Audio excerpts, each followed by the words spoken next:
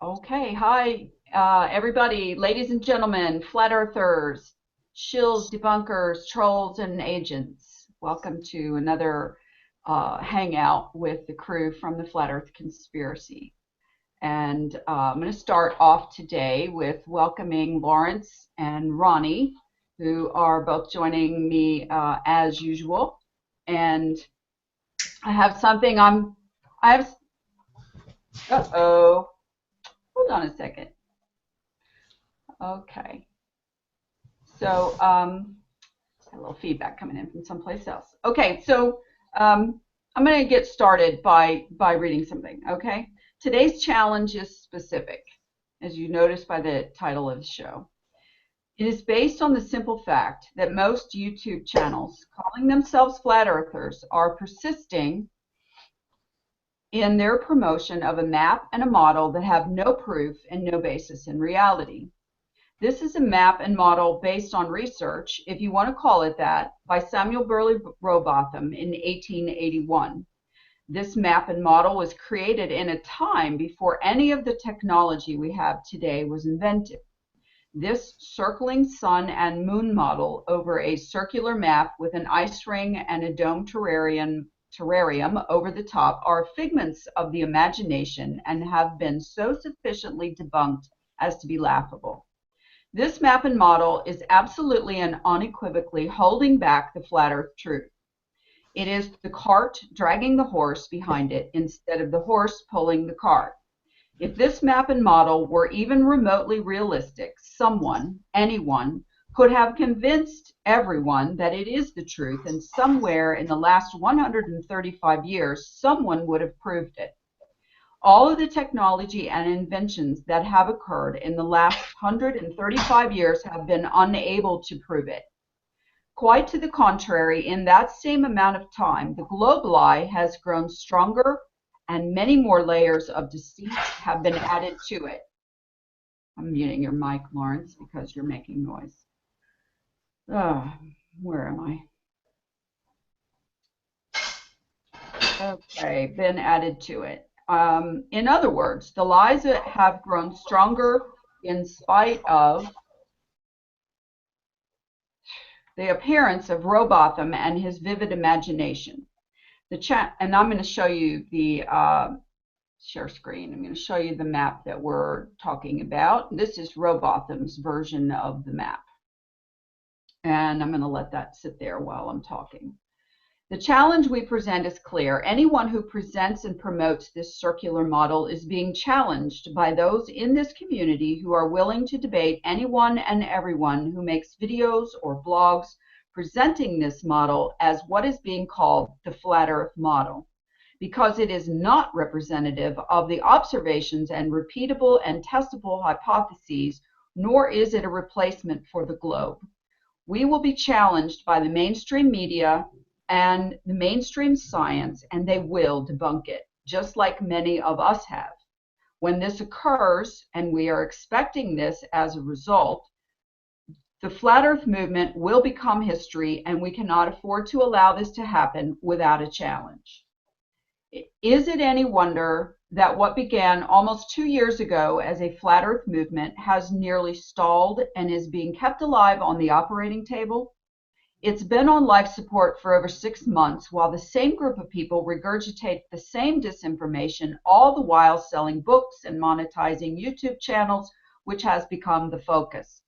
Not only has the momentum crashed, the mainstream hasn't even bothered to mention this movement lately, and furthermore has no reason to.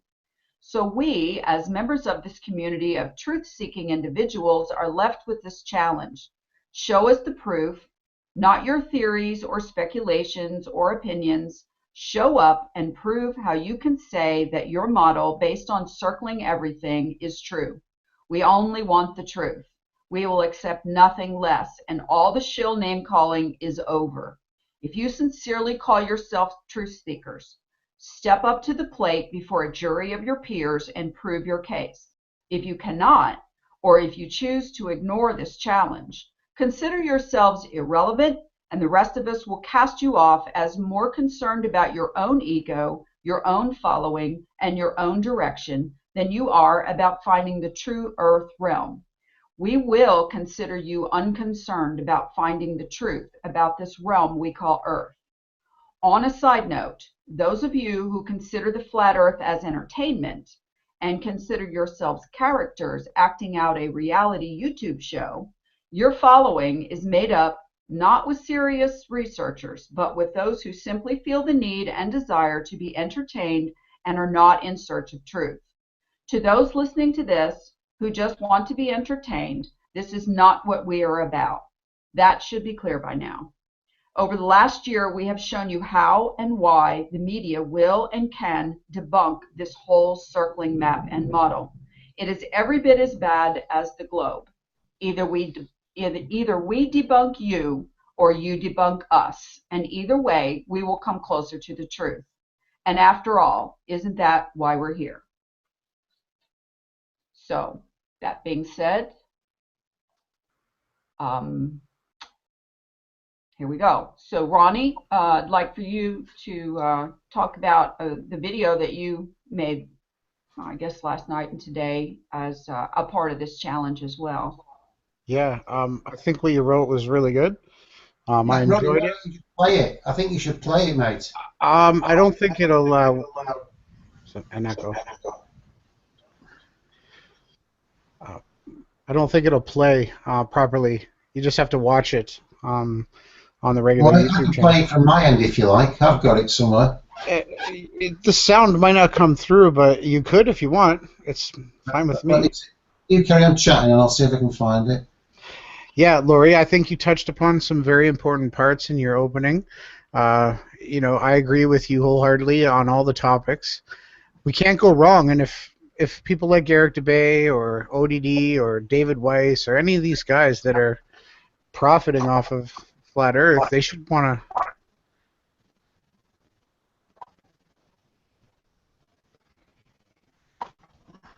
He's having a little bit of sound problem. Echo. I think there's Not really sure what's going on there. Okay, Lawrence, do you have the video queued up? I'm just getting it now. All right, we're having all kinds of sound problems, to tell you the truth, and I don't know what's causing it, but it never seems to fail. Lawrence, I think you're going to have to drop out and come back in. Sorry, folks. Find it. Okay, so yeah. yeah, it was him. Well, yeah, I was just saying, what a great idea to everybody to, before everyone's eyes, live, free of anything, come out and debate these issues, especially with the maps and models, and we can finally start to get closer to the truth. And I'm not anyone special, and I'm not professing to be, but I'm someone who cares, and I think everything that you guys have been doing on your show have been towards the truth. And so I did the video today just to call it anybody that's, still trying to push this circling AE map model onto the world, because I feel that, if I can find flaws with it, mainstream science is going to be able to rip it apart. So it's just a ticking time bomb. So I want to hear somebody defend these ideas. That's why I did it. Well, and I showed the map that Robotham is famous for, and again, I reiterate, 1881 was prior to, a lot of technology that we have today. I mean, a lot. That last 135 years is pretty much key to the beginning of the space program, rockets, flying. I mean, the whole satellite bullshit. I mean, all of this stuff has been enabled because no one's been able to prove the flat Earth, and so we're trying as hard as we can to bring it as real as it is. And part of that has been questioning up to now everything that we have been taught as flat earthers that has been considered flat earth dogma, which is all the repeated stuff The problem is it's not. It doesn't work. It doesn't just not work a little bit. It's not just a little bit of a problem. It's completely a problem because it doesn't work the way people are making these little circling models and little domes and all that stuff. None of that is proven, as well as the whole circle of ice around the perimeter. So, Lawrence, were you able to queue up the video? Yeah, I've got it now, so I'll share the Okay, your sound screen. is better. Thank you for doing that. Okay, here we go.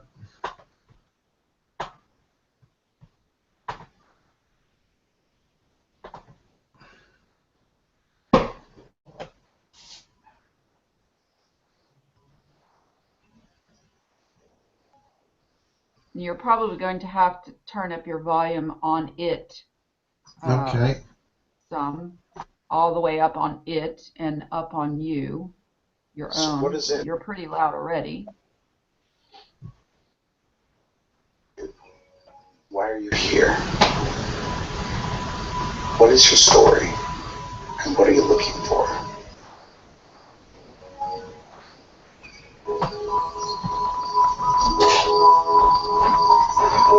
I found you under my spell. You were curled up like the winter. I found you trying to get out of this place. I It's a little found too loud, Lawrence. all your presence, all your visions,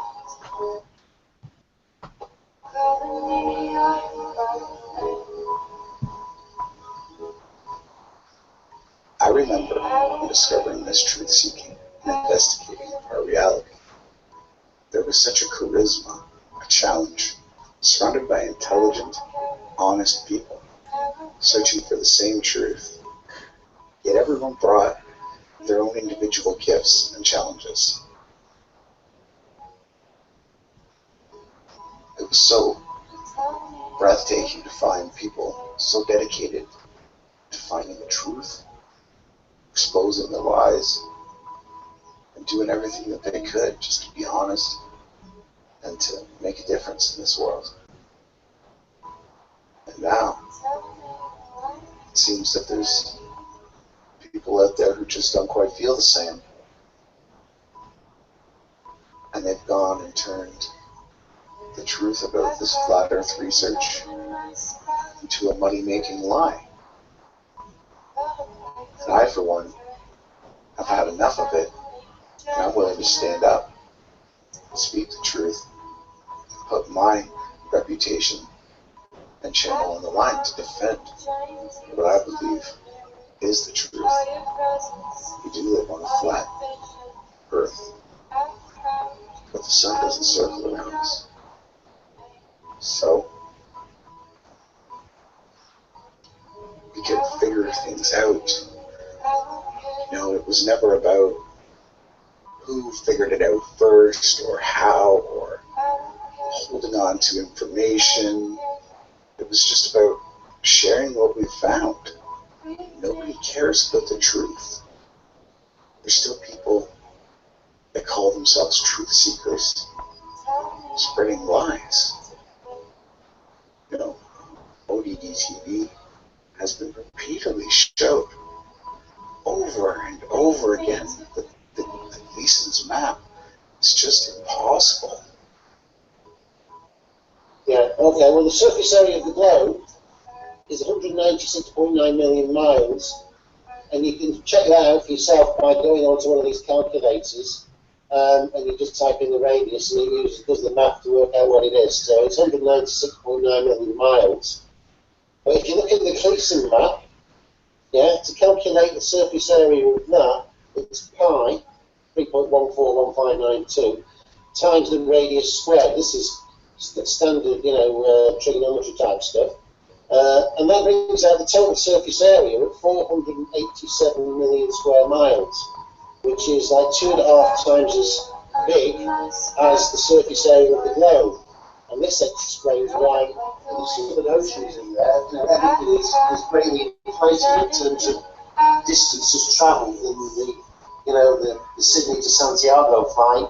is about 16,000 miles, whereas in reality it's only 7. So, 2.5 times as much as shown there. 2.5 times 7 is whatever, about 17.5, isn't it?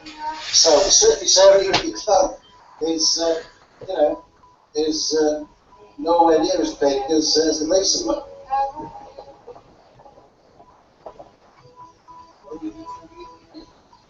Anyone else who thinks they can profit off of flat Earth and Gleason's map?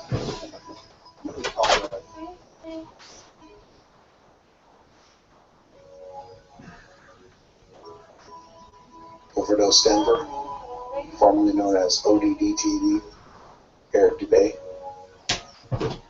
You both think you can make money off selling Gleason's projection and Rowbotham's proofs.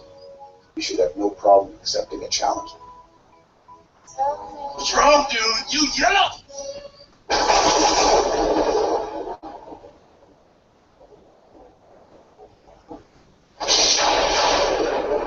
No, you deaf and stupid. I said no.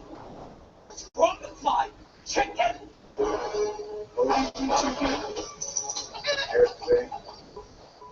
Why don't you put your money where your mouth is and show me how much you Gleason's map? Chicken! You called out. Nobody. It's time to see what you're selling. Chicken. You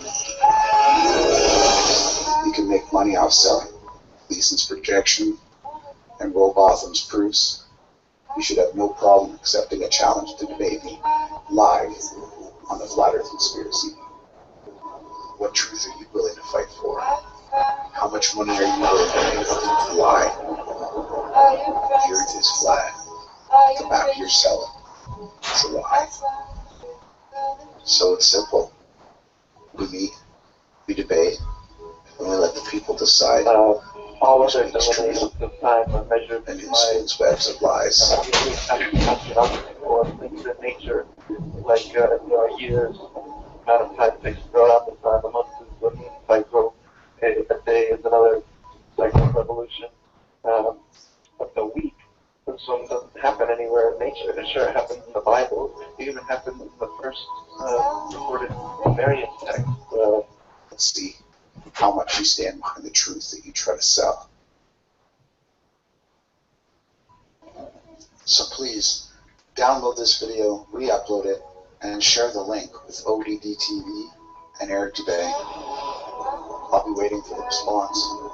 Be prepared.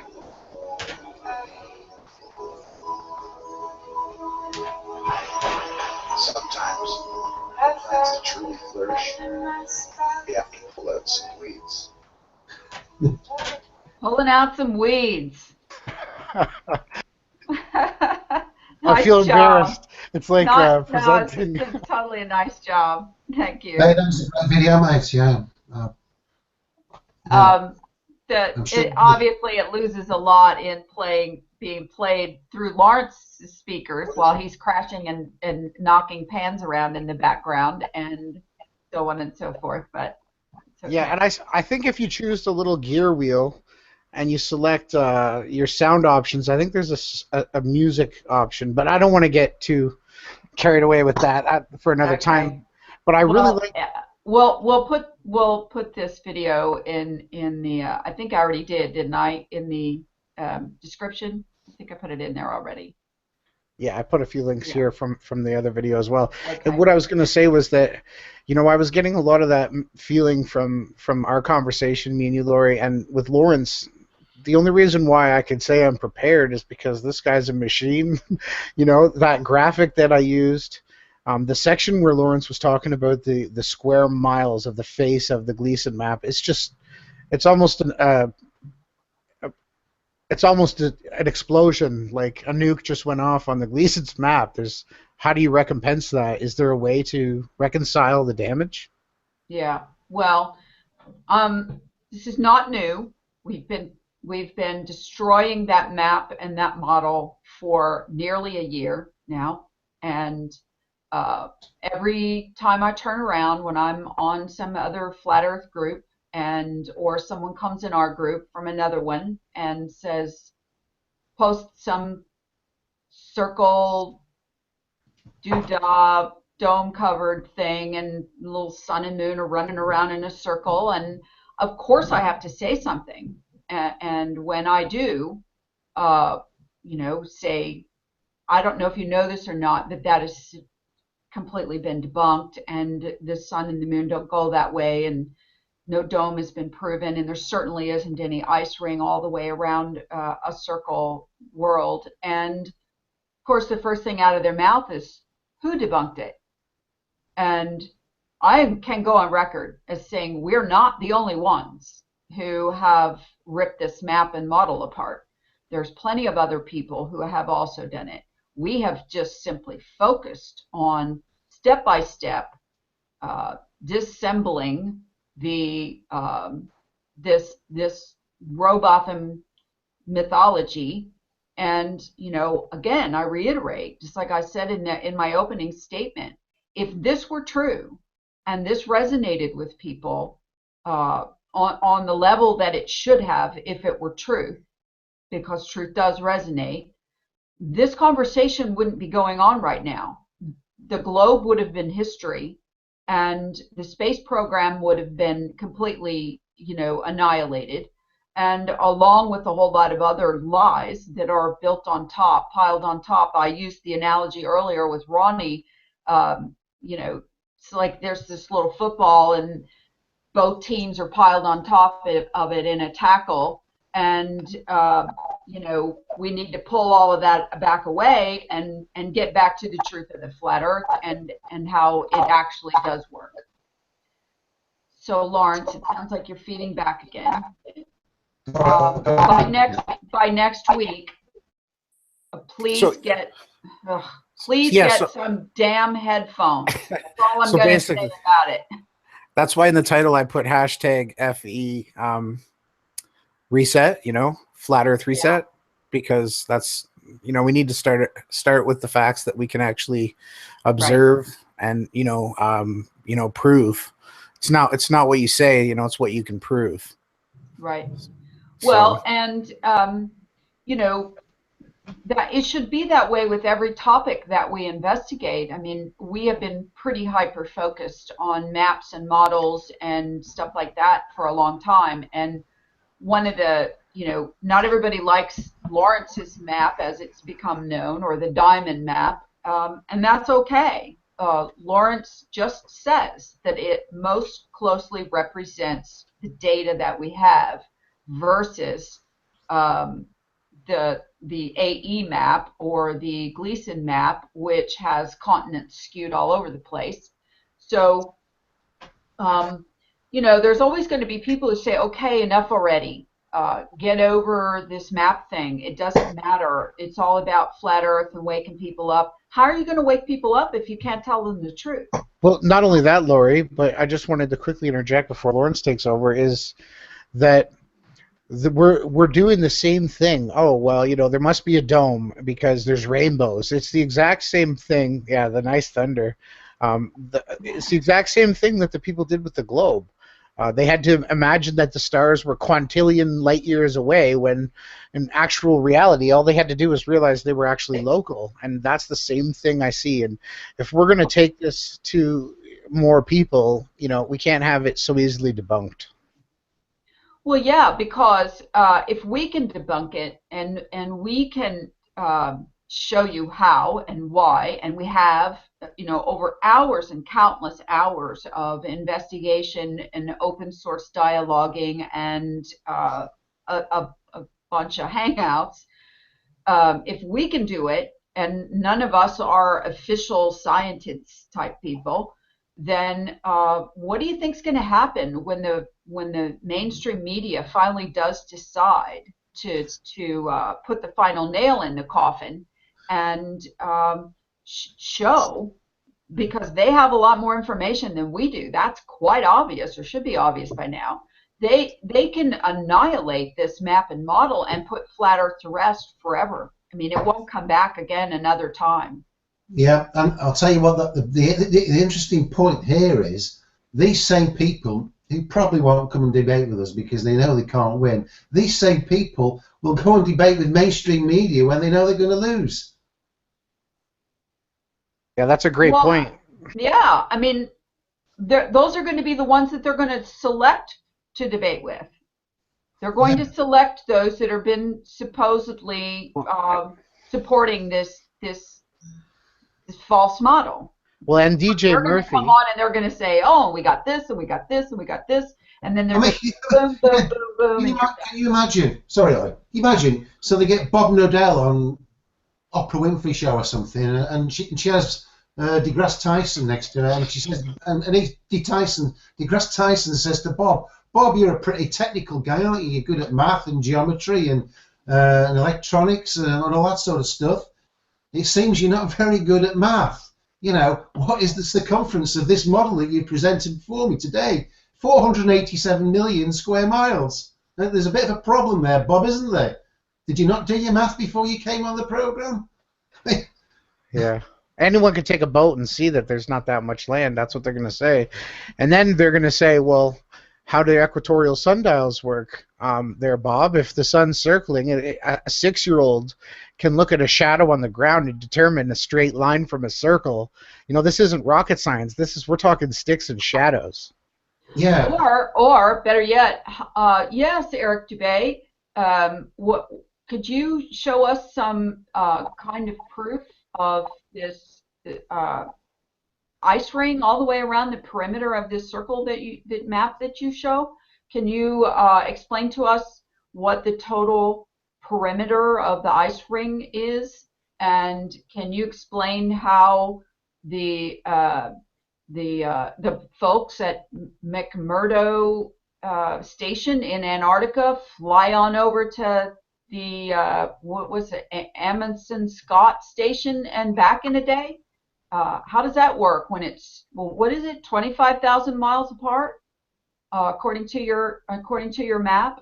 I mean, this can go on and on and on. We've covered all of this tons of times. It's just like blah blah blah regurgitation to us, but to somebody who's never heard this, you know, they've never heard any of these debunking arguments.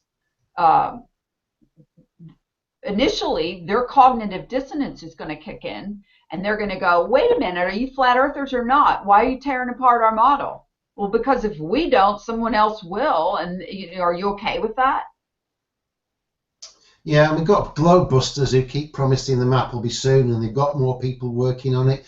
But it seems that Insanity is Sanity has been sacked, because apparently now they've given the job to Antonio Subarat to make the new map. He's going to draw it out by hand. That was on his show with Patricia a couple of days ago. So he's going to draw it out by hand, and he's already said it's not going to be too dissimilar to the Gleason map. Well, how is he gonna draw it out by hand when for the last however many months we've been, you know, watching his joyful face with his Gleason map behind his head looking like a halo?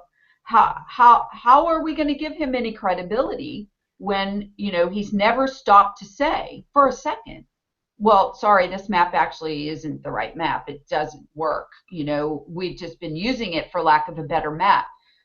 The whole point of this challenge is it's not our map versus Bob's map versus Cammie's map or Joe Blow's map, okay? There is no map. There's no map until we all agree that we can get behind something that is realistic. Not something that is called the flat earth map for lack of any other map, because we're over that. We have to get over that. And until we do, we're not going to move forward. It's the cart dragging the horse down the trail, okay? The map is dragging flat earth down the trail. Yeah, and obviously the map that Globebusters are coming up with is going to have the North Pole in the centre again, Mount Meru in the centre of the map.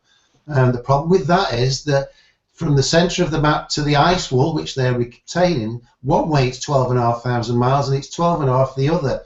So that's going to make it 25,000 miles across. So you could have places in opposite time. You know what? I don't care about any one person's map right now, okay? And I'm not caring about calling out any one specific person. I'm calling them all out. Ronnie's calling them all out.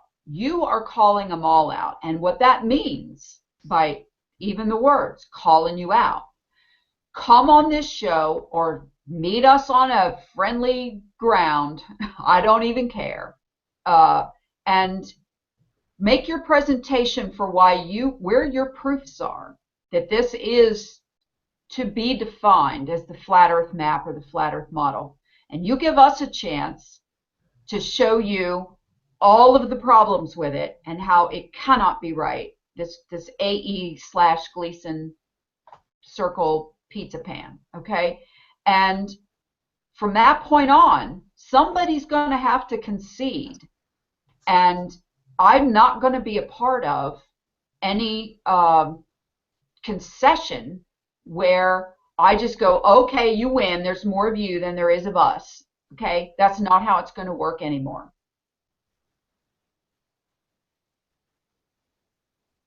Silence.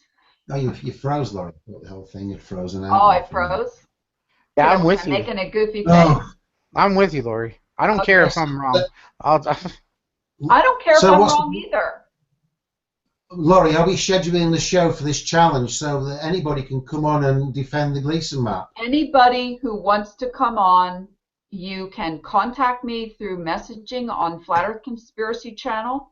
You can contact me on Facebook through the group.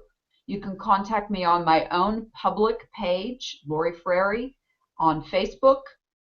You can contact me at info@flatearthconspiracy.com. That email will come direct to me. And either way, we will schedule you for, if it doesn't work out, that we can do it Wednesday at our regular time we've been doing it at now. Then if you think you have a presentation to show us, to prove us that this AE map and circling sun and moon and terrarium dome model is the definitive flat Earth model, and you can prove it, please show us what you've got.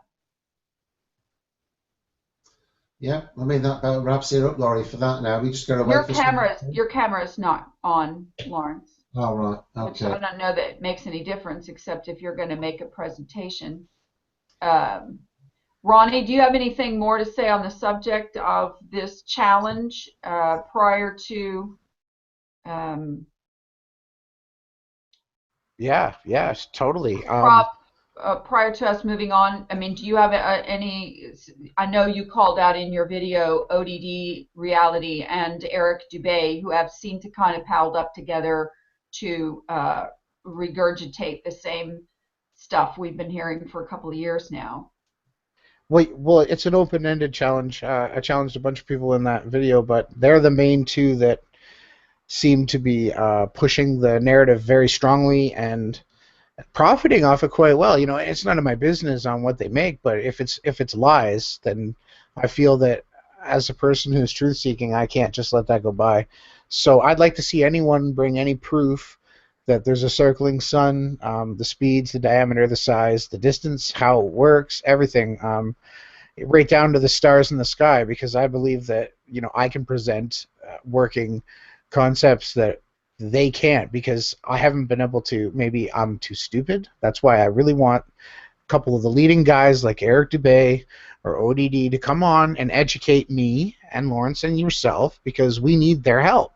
And unless somebody is willing to stand up like I am, I could care less what happens. If I'm wrong, if they bring the evidence to the table, all the power to it. I will be fully ready to see DJ Murphys all over the world, from east to west, go live with this. But until they prove it to me, I don't want people going on TV to not talking about the things that I feel, and that everything I do is open source. So all my subscribers and people that I subscribe to, we all message together openly. You know, you can see it on our channels, and we all kind of have the same outlook that we all want. And I don't feel we're anywhere near there. So lastly, just come on, Eric and ODD, come have a chat with us. Let's see who has the proper proof. Thanks. Okay. Okay, so we're going to move on from that, and we'll see what happens with it over the coming weeks. But gloves are off as far as I'm concerned, and I say that not with tongue in cheek. I say that with you know, we've done our work to prove that this map and model are erroneous and do not represent the reality of the flat Earth. And so we're ready to, you know, answer question for question, anything anybody's got. But it's if nobody comes forward, okay, and everybody else just keeps rehashing and regurgitating this flat Earth, you know, map and model and calling it that, then we have so much more work to do, and we're not getting there. And it's getting to the point a little bit humiliating, actually.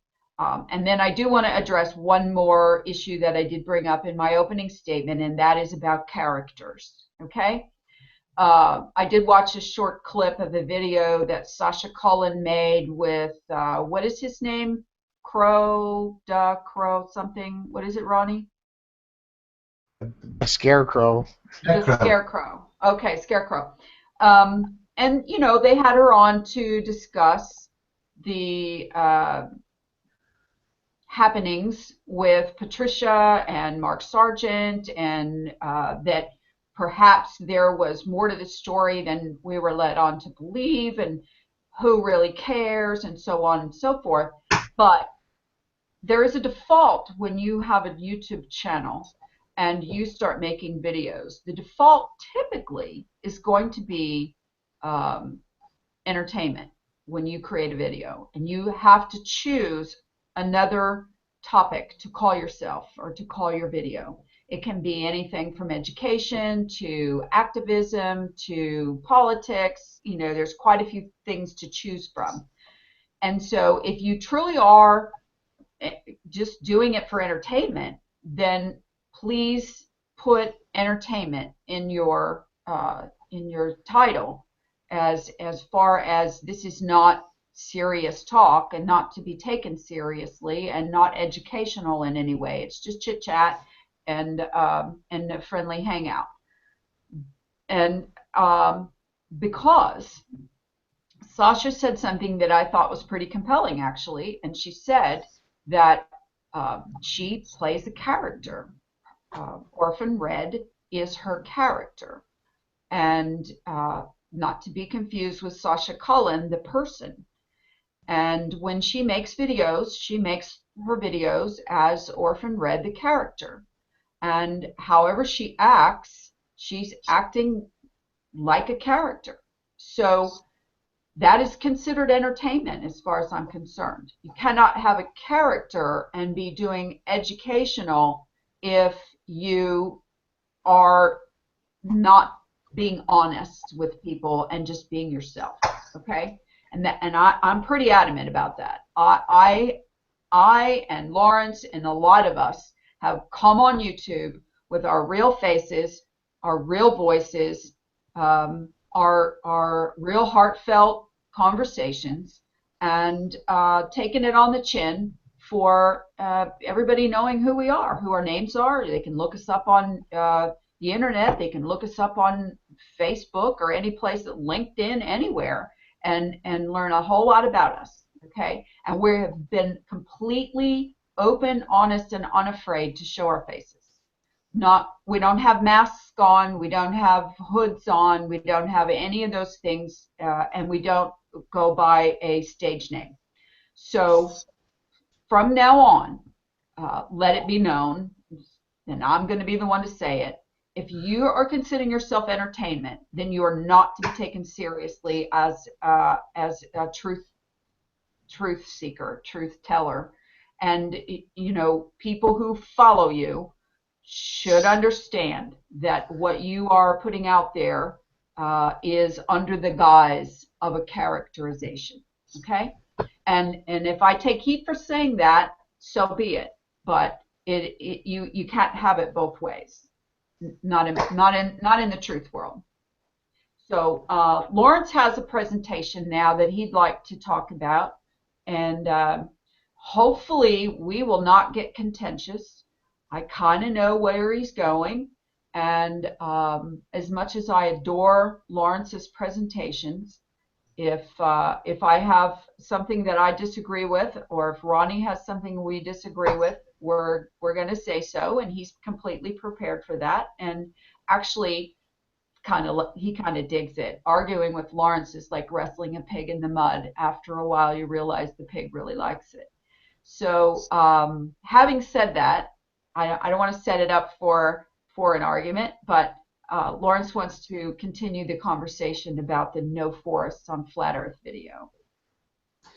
Yeah, you're gonna. This is going to be very contentious, but I think I'm backing this up with some very good evidence. And I've been looking at this non-stop since it came out, and I've now decided that the whole thing is a psyop, and these big mesas, you know, these so-called tree stumps, are not trees.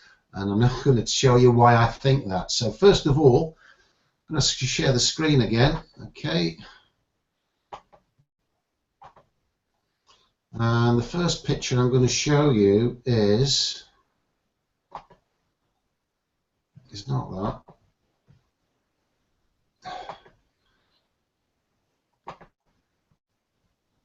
Okay, so this is one of the pictures that appeared on the No Forest on Flat Earth video coming up.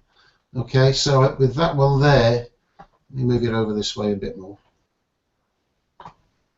There we go. So you've got this comparison here of what we're told are two ancient tree stumps that were many miles high and two conventional tree stumps from today. And from that picture, that looks pretty convincing, doesn't it? However, I decided to go and actually take a look at these mesas and lots of other ones. So first of all, that one's in Venezuela. Well, there's two next to each other, around about the same size. So let's just go and have a look on Google Earth on a top-down view. So there we go. We've got them. It's called Kukenan-Tepui. Kukenan-Tepui. And there's two of them. They're almost parallel, like a pair of footprints, about the same size. So first of all, let's measure the length of these two tepuis, or mesas. So I've got the measure. Hang on, let me just bring that down. There we go. Record a tour. So we'll go from the top end of here. Oh, sorry, that's not working. Just when you want things to work. Things playing up. That's okay, Lawrence. What did you measure them as? Yeah, they were 7 miles long with the arrows coming down. I wonder why it's not doing that. Anyway, they're 7 miles down. Both of them are 7 miles down and about 2 miles across. So the first problem I have with that is that, you know, and I'm seeing a lot of these mesas that are this type of shape.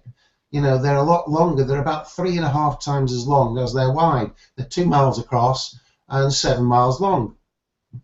And, you know, trees around. So that's a big problem that I've got with them.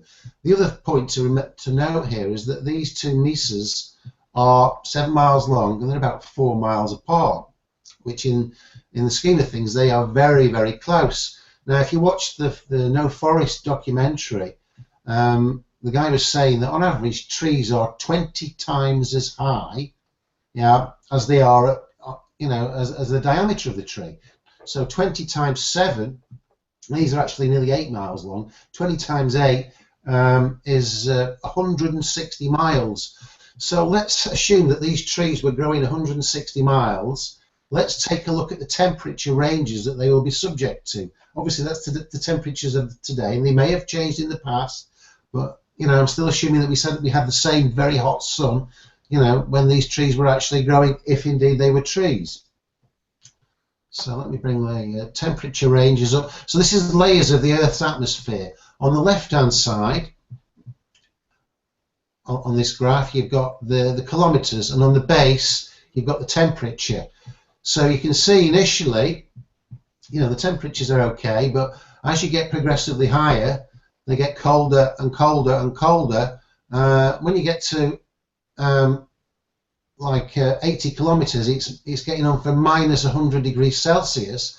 And when you get to 160 kilometers, and these trees went higher than that, you know, you're at 1500 degrees centigrade, you know, and the leaves of a tree could not survive such temperatures there, and where it's minus 50, minus 100, what that would do, it would freeze the sap of the tree, and the tree would not be able to grow. So if you go to Antarctica now, or the Arctic, you know, the North and South Pole, you don't see any trees growing. It's just too cold.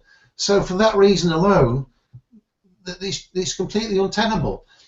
Now, the other thing with these trees is they're so close together that if one was 20 miles higher than the other, for example, it would complete the canopy on it for a 160-mile tree high. The canopy would be enormous. It would probably be about 500 miles across, something huge anyway. Well, maybe not that far across, but it would block out all the light, and you couldn't have another tree that was just 4 miles away. So we go back to Google Earth and just look at these mesas again. They're 4 miles apart, so they'd be 160 miles high, or one of them would be, you know, and the other one's a bit smaller, and 4 miles apart. The one on the left or the one on the right, whichever is the taller, would completely block out the light from the other. They would never grow together that close, you know, because they're both competing from the same water, you know, from the ground and the sunlight from above.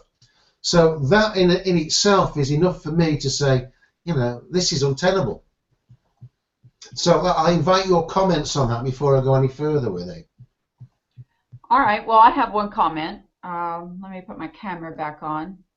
I have one comment. Let's see, I picked up some trees. Let me do a screen share. And I'm not sold one way or the other on whether these mesas are trees or whether rocks are trees or any of it yet, but I have found it quite compelling. So I'm going to pick a couple of these. For example, this is an angel oak tree. It's not what I wanted it to do. Okay, that's okay. Is it come into focus because it was blurry just a second ago? Is it come into focus okay? Yeah. Okay. This is an angel oak tree, and it's just one form of oak tree. There's quite a few, and most people don't really realize that. But what you were talking about the height of these trees as being, what did he say, 20 times taller? Yeah. Okay. You can also look at the obviousness of this width of this tree. It's not that tall, but it is extremely wide, and their limbs grow out, make a huge wide canopy, much wider than the base of the tree. So there's quite a few examples of this, and here's one with some people standing in front of it. That's an angel oak also. We have live oaks here in Florida that do the same thing. I've seen them myself and walked among them.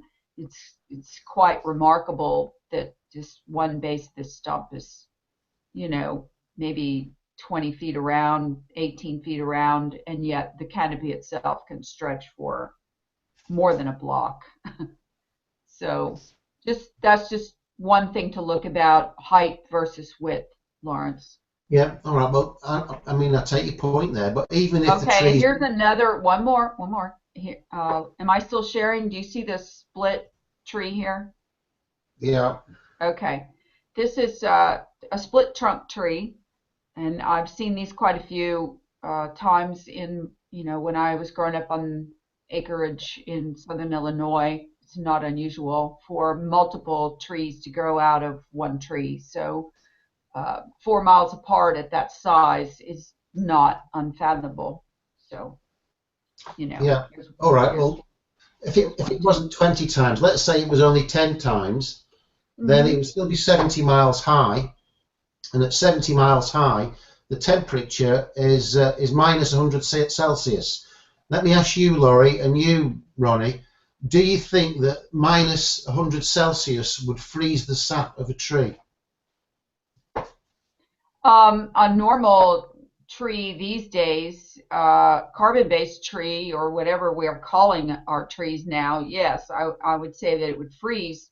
Doesn't always kill the tree because in many parts of the country, the temperature does drop below freezing and the trees freeze, and then in the spring, I mean, that's where they get maple syrup from. They tap the tree, and as the sap starts to flow again, it runs out the tap and they collect it. Also, this, just so you know, Lawrence, you say that trees don't grow, longer versus wider. A banyan tree has multiple uh, trunks coming down, as it starts as kind of one trunk, and then roots literally come down from the tree and attach to the ground and widen the actual trunk of the tree. It's still one tree. Yeah, well, I have looked at lots of mesas, and most of them are a lot longer in one direction than the other, which is something that, heightens my suspicion, because trees typically are, they're round. Now, okay, Ronnie, did you have something you wanted to add? Wait, Ronnie, did you have anything you wanted to add to that before he goes on? Ronnie, you are muted. Okay, go ahead, Lawrence. He's obviously maybe stepped away, let's or assume that these or something. They were, obviously a different species of tree then, if they were indeed a tree, but they would probably need water to grow, would they not? Can we agree on that? Yeah. I mean, so obviously it needs some water. So the water would, obviously the roots take in the water and it goes up the tree and feeds the tree and nourishes the tree. When it got to minus 100 degrees Celsius, the air temperature outside, then you've got winds and chill factor. Do you not think that would freeze the water moving up the tree and freeze it and stop it functioning as a tree? Under normal circumstances, I would say yes, and I would say most trees wouldn't have any leaves on them at that point if it was that cold. So again, I mean, it's a logical direction that you're going, Lawrence, and I don't have an issue with the direction of your questioning. It's extremely legitimate, but at the same time,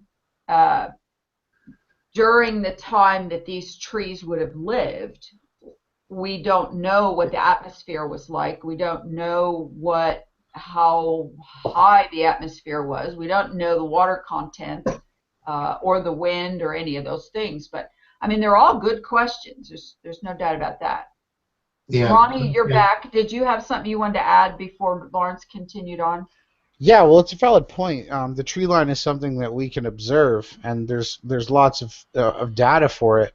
The only thing I'm suggesting is the tree line could be a mirror image of the atmosphere. So if there were larger trees and you cut them all down, you could therefore limit the amount of electrical activity and photosynthesis that's happening up in the atmosphere, and the pressure and the whole ecosystem. See, basically what we'd have to do is build an ecosystem and then see what would happen when we doubled or tripled its size. We would have to check the pressures and the temperatures, and obviously I don't have any of that types of scientific equipment, but the tree line is real. And what could the reason they cut, I'm not stating that all the trees were 60 miles high. I in no way see proof of that. But Lori, you've shared a few videos and a few images that are really hard to deny the fact that they are giant trees. So I just have to go with I don't believe that they were 140-mile high trees. I don't know about that, Lawrence. So I kind of agree with you. Okay, well, the other thing, Lawrence, before you move on about the atmosphere, I mean, the atmosphere, a lot of it, it's a yin and yang. The temperature, the moisture content, the air quality and content, all of that would be significantly different if we had giant tall trees, across the land or spotted on the continents or whatever. And again, I don't know. I mean, I showed you the banyan tree. That is a perfect example of a distorted trunked tree. So Oh, I'm going to well, let you continue, and we're just going to listen to your questions as you go, and then we'll sum it up at the end and see where we come out. all right. Well, I invite everybody who's watching, go to Google Images and start looking at mesas and look at the shape of them, the length to the width, and see how many you can find that actually resemble the shape of a tree, because the one at Devil's Tower is obviously the most like a tree, but there's an awful lot of them that look nothing like trees. You said Google Images, you mean Google Earth, and No, look good. down. Well, you can go and find them on Google Earth, but if you go to Google Images, you can bring up pages of mesas all over the Oh, world. Mesos, okay. But Yeah. I do want to go back for a second.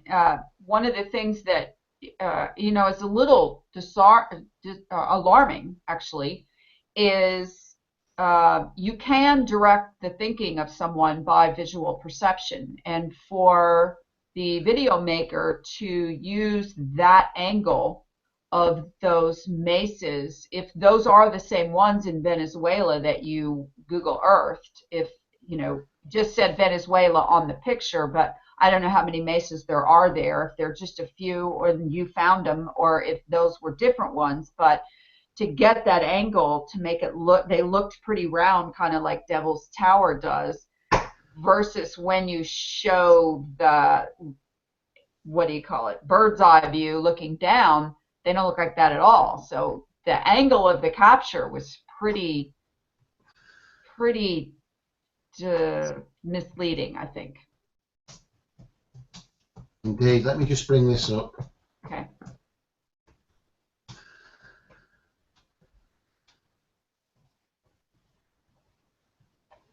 Spelled that wrong. I'll share the screen in a second. John, Ronnie, did you say you had something else to add, or you want to wait till the end? Yeah, no, something off topic. It's off topic. Yeah. What?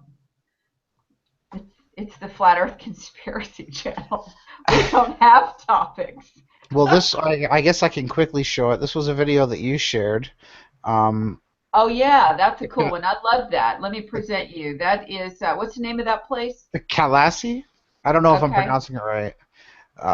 It's Kalas Temple in Elora Caves. yeah, Laura Caves. So the interesting thing about this is that they actually dug it out of the mountain, and it's just incredible to think that they did this with chisels and this was, let's say, 1,000 years old. I guess we're just speculating the age. It doesn't matter. I don't believe we could do it today unless we had some giant CGI or whatever it is. Well, I actually spent a lot of time digging into that whole thing, and we should put that one also in the comments. That was not only chiseled and dug out of rock, but it is not stacked stones. Every single thing you see there is carved out of the side of the mountain face, and they didn't build it; they carved it, just like you would carve a tree trunk. So Sorry, yeah, Lars, I couldn't help it. it's almost like 3D modeling. And another Okay, but interesting. now go to the next part of this, though. The story is it took 18 years to carve that out. And even that little bridge part that goes from one building to the other building is carved out. It's not an added structure built across to span the distance. But what is amazing is years later when I forget who we'll just call it Attila the Huns for lack of, I can't remember who the bad guys were that came along and attempted to destroy it. And it took 18 years to build it, and they put 1,000 men on destroying it with hammers, chisels, whatever they could find. And you can look at the damage, and it's very minimal considering the amount of effort that was put forth to try to completely destroy it. It was so hard they couldn't do it. And basically, it's one of the other only temples that's discernible from the air. There was a big X on, and it's aligned perfectly to the west and to the north. So they definitely knew the cardinal directions with the Earth. When I don't know how they 3D dug this out.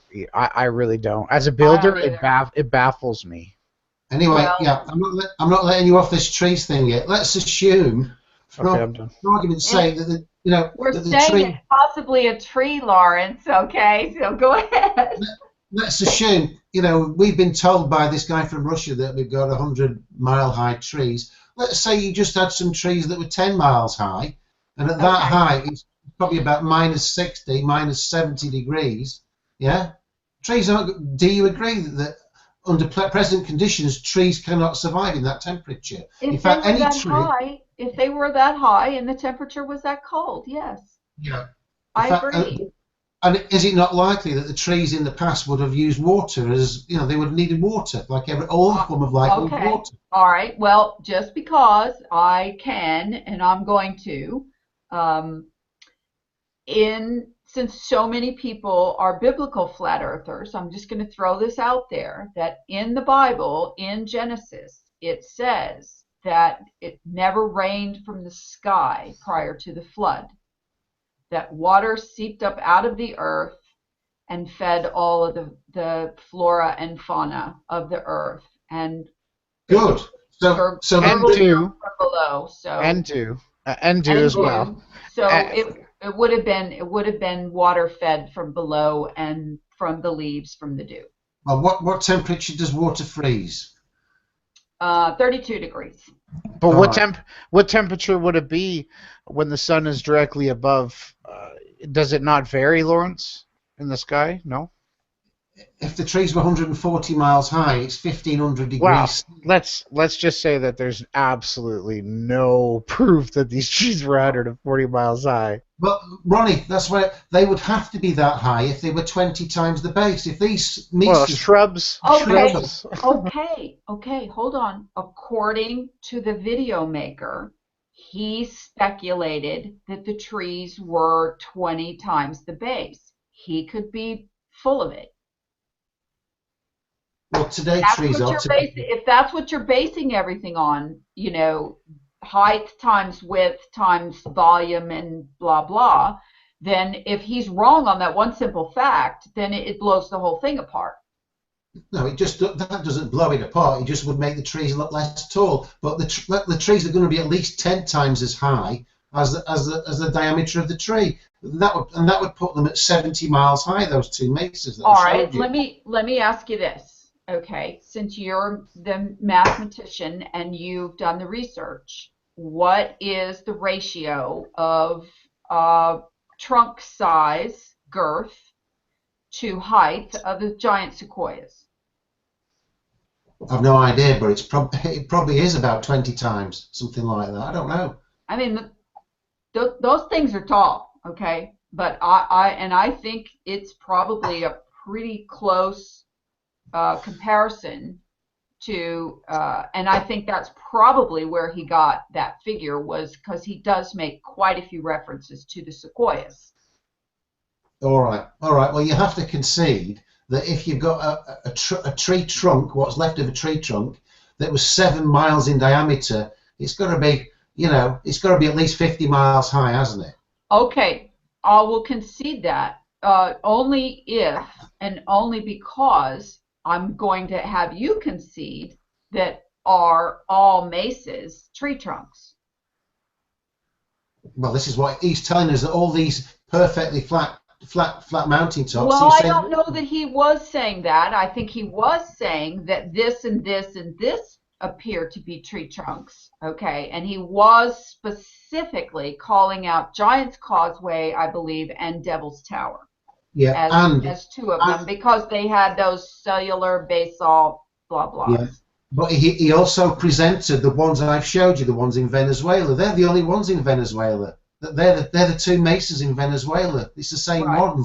Well, So I'm going to assume that he did that based on photography that he found, and not that he did what you did and went online and went to Google Earth and did a down bird's eye view of it. He may have backed up on that one. Who knows?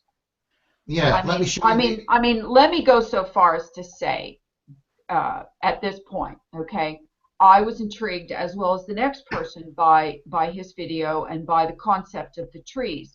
Can I go so far as to say every single rock was a tree and every single mountain was a tree? No, I cannot. I mean, the jagged mountain rock thing, I've seen some rocks that are very compelling as to whether or not they are, uh, jagged, broken off trees. The end of the story, though, is whether or not there were trees, that all mesas are trees, or all trees turned out to be cut off mesas or jagged mountains. What the hell cut them off? And how big were those sons of bitches? Okay. And so that question's never been answered or even close to being addressed. Well, the image I'm sharing is roughly from Mount Everest, 5.5 miles high, and you can clearly see that there's snow up there, so there definitely would have been water. But the theory that Lawrence is putting forth about the pressure and the temperature is, I don't think anything can survive maybe minus 50. You got to think prolonged. It's going to get burnt or freezer burnt and then die. So definitely, could something have lowered the atmosphere, Lawrence? Is that a plausible question? Your mic is muted. Thank you, Lawrence. Sorry. Yeah. I mean, theoretically, but you need that to be the case. Theoretically, yeah, there may have been a much higher atmosphere, and the temperature would have, might not have got so cold. But right. There's still a problem with the sun, because I'm assuming we have the same sun when these trees were growing, if they were indeed trees, and at the heights that they're supposed to get to, it's 1,500 degrees. It would have still been 1,500 degrees then, and no tree can survive 1,500 C. Okay. They've just burst into flames. Okay, well, I have a little bit of a rebuttal for that. And again, because I brought up Genesis creation story, there was no sun or moon prior to or until after God created the heaven and the earth and planted the earth, and there were things growing on the earth based on the light that God created to begin with. And then he created the sun and the moon after. So the trees that we're talking about would have been around prior to this creation that the Bible speaks of, because that's how this whole thing got started being talked about, and that they would have had this greater light and not the sun as light. So we don't know what the temperature of the greater light is. Yeah, so for the theory to be possible, the temperatures would have had to be a whole lot different. The atmosphere would have needed to be a lot higher, and there had to be no sun. So you're putting in a lot of special conditions there for this theory to come along. And the guy wasn't saying there was no sun then, and I can't see. No, he left out a whole lot of stuff, Lawrence. That's obvious now. If there was just light and no sun, I mean, the sun is, it's where all life comes from. So maybe things could have grown, but I think you'd need a sun for anything to grow anything like that. Okay, let's have your next. Okay, ready to rumble. Question. Let me screen share. So what I'm going to show you now are some short clips from a documentary I watched, which is going to lead on to what I believe these trees may well be, these stumps. So here we go. Screen share. Am I on screen share? Okay. So just bear with me. Where's my video gone? Just a minute. It's not that. I lost that video. Just a minute. You two talk amongst yourselves for me while I get this video up again. It won't be a sec. Well, I'd like to screen share. Really okay, quick. let me carry on with that, Ronnie, while I dig this now. Okay, well, my rebuttal to Lawrence is that if you actually look at the amount of spread rate that the sun's light actually, compasses as it travels from east to west is, half of the visible kilometers of the Earth. So, and if we're going to estimate that it's roughly 3,000 miles up, if you were to have a 100-mile tree, Lawrence, your whole fact and theory that the tree wouldn't get the right sun or it would get burned is completely debunked, because we're still talking about 2,900 miles above that is the sun, with its spread rate of, let's say, 11,000 kilometers. You're going to tell me that a 100-mile tree couldn't exist? I'm going to have to call that. No, I don't agree with you. That's If okay. like, that's Well, just one rebuttal. That's it. Okay, Lawrence, you got your I think this screen. is going to spark a big debate because these points I'm raising, as far as I know, nobody else has raised them before, and for me, they're, you know. No, I'm glad you're raising them. I want you to feel comfortable to raise questions because this is a new theory put out by one guy, and not only that, but beyond that, he's not the first one that has speculated this. There's lots of videos about the possibility of trees petrifying and being rocks. Oh, nice picture of Donald Trump there. So green now. Okay, so I'm going to play a few short clips. So just bear with me a second. Okay. And get a full screen. Who is this from, Lawrence? What are we going to get a copyright strike for now? No, it's not. There's no music. It's real giants in history. Doesn't matter. Oh boy. Okay, we can't really see it. You need to make it full screen, Lawrence, if you're going there. These behemoths was a towering evil killer named Goliath. Goliath is described as being 6 cubits and a span in height, which translates to about 9 feet 9 inches. Now, in earlier texts, including the texts found among the Dead Sea Scrolls, it's 4 cubits and a span, which would translate to be 6 feet 9 inches. So I believe that Goliath was indeed a Philistine warrior, and at that time, a warrior who was 6 feet 9 inches would indeed be a giant, certainly towering over the shepherd boy. Each day he would come down to the river and challenge the Israelite army to come and send out the champion. All right, that's enough, Lawrence. No, seriously, you've got to listen. You got the freaking History Channel on there. That's a copyright. We're doomed. Yeah, that's the Freemasons' main channel. Freemasons' main channel. All right, well, I'll show you that then. Okay, all right, okay. Too late, you already did it. All right, so we're not doing it then. You don't want me to show you this then? Well, if you don't play it, you can talk about it and show this. Can you talk about what you saw? Yeah, well, basically, there's this giant. It was called the Bolster Giant in St Agnes, which is in the UK. And what they were saying was, legend had it that this giant, its foot was 5 miles long. The foot, 5 miles long, and this giant, he fell in love with a mortal or a human. And she said he wanted to marry this mortal, and she only agreed to marry him if he filled a well with blood. So apparently the giant slashed his wrist and he filled the well with blood, but he bled to death. And there's a place now, the cliffs in this place are stained red, which, you know, if it was real blood, then the iron in the blood would indeed stain them red, because the amount of blood in that giant would be, you know, many thousands of gallons. Maybe it was Abel. Sorry? Maybe it was Abel's blood that stained the earth there. Was a joke. And then you see what's happening with a lot of these mesas. They're appearing in pairs of a similar size and in a similar shape to a foot. Now I know where you think I'm going with this now, but it's full of folklore about these giants, all these places. So there's a place in France, and it's legend there that these 2 humps in the fields where two giants died and lied down. So that there's so much, and these places have festivals every year. The one in St Agnes, the people dress in costumes and everybody wears red, which I presume is to signify and they're coming down the side of the cliffside, which I assume is to signify the giant's blood running into the sea. Anyway, I'm just going to go back to my main screen now and talk to you. Okay.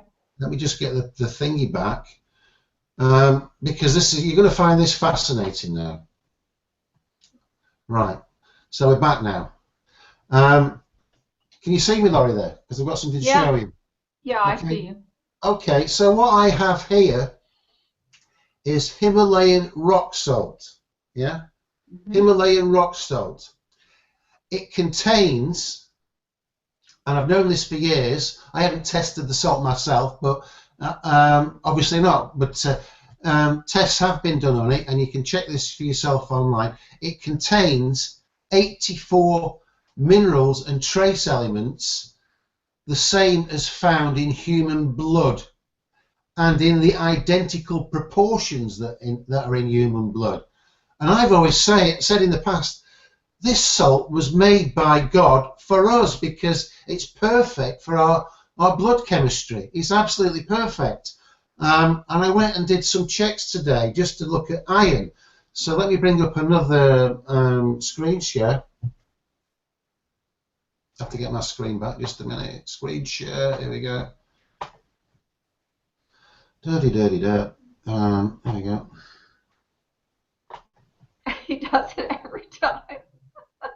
Iron in blood. Okay, so I was doing all this research today. So approximately 70% of the iron in the human body is found in the blood hemoglobin.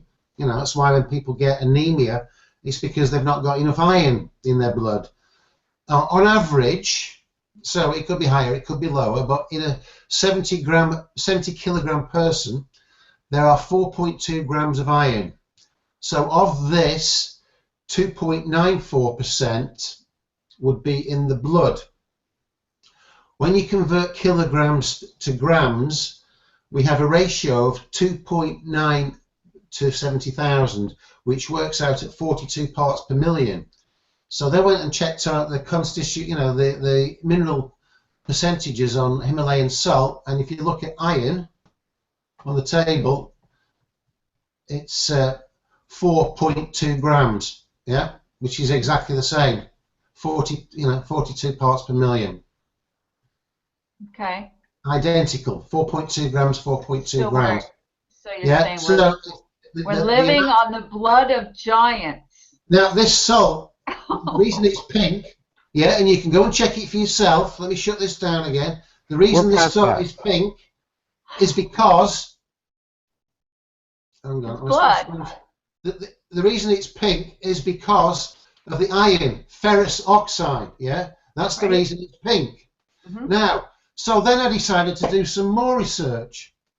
Let me get the screen share back, and you're going to love this. Oh, God, every time I turn my camera off, because I know you're going to plaster my... So I decided to do some more research. I looked up where in the world this salt comes from, and it only comes from one place, which is in near the Himalayas. So let me just show you where it is on the map, because you're going to love this.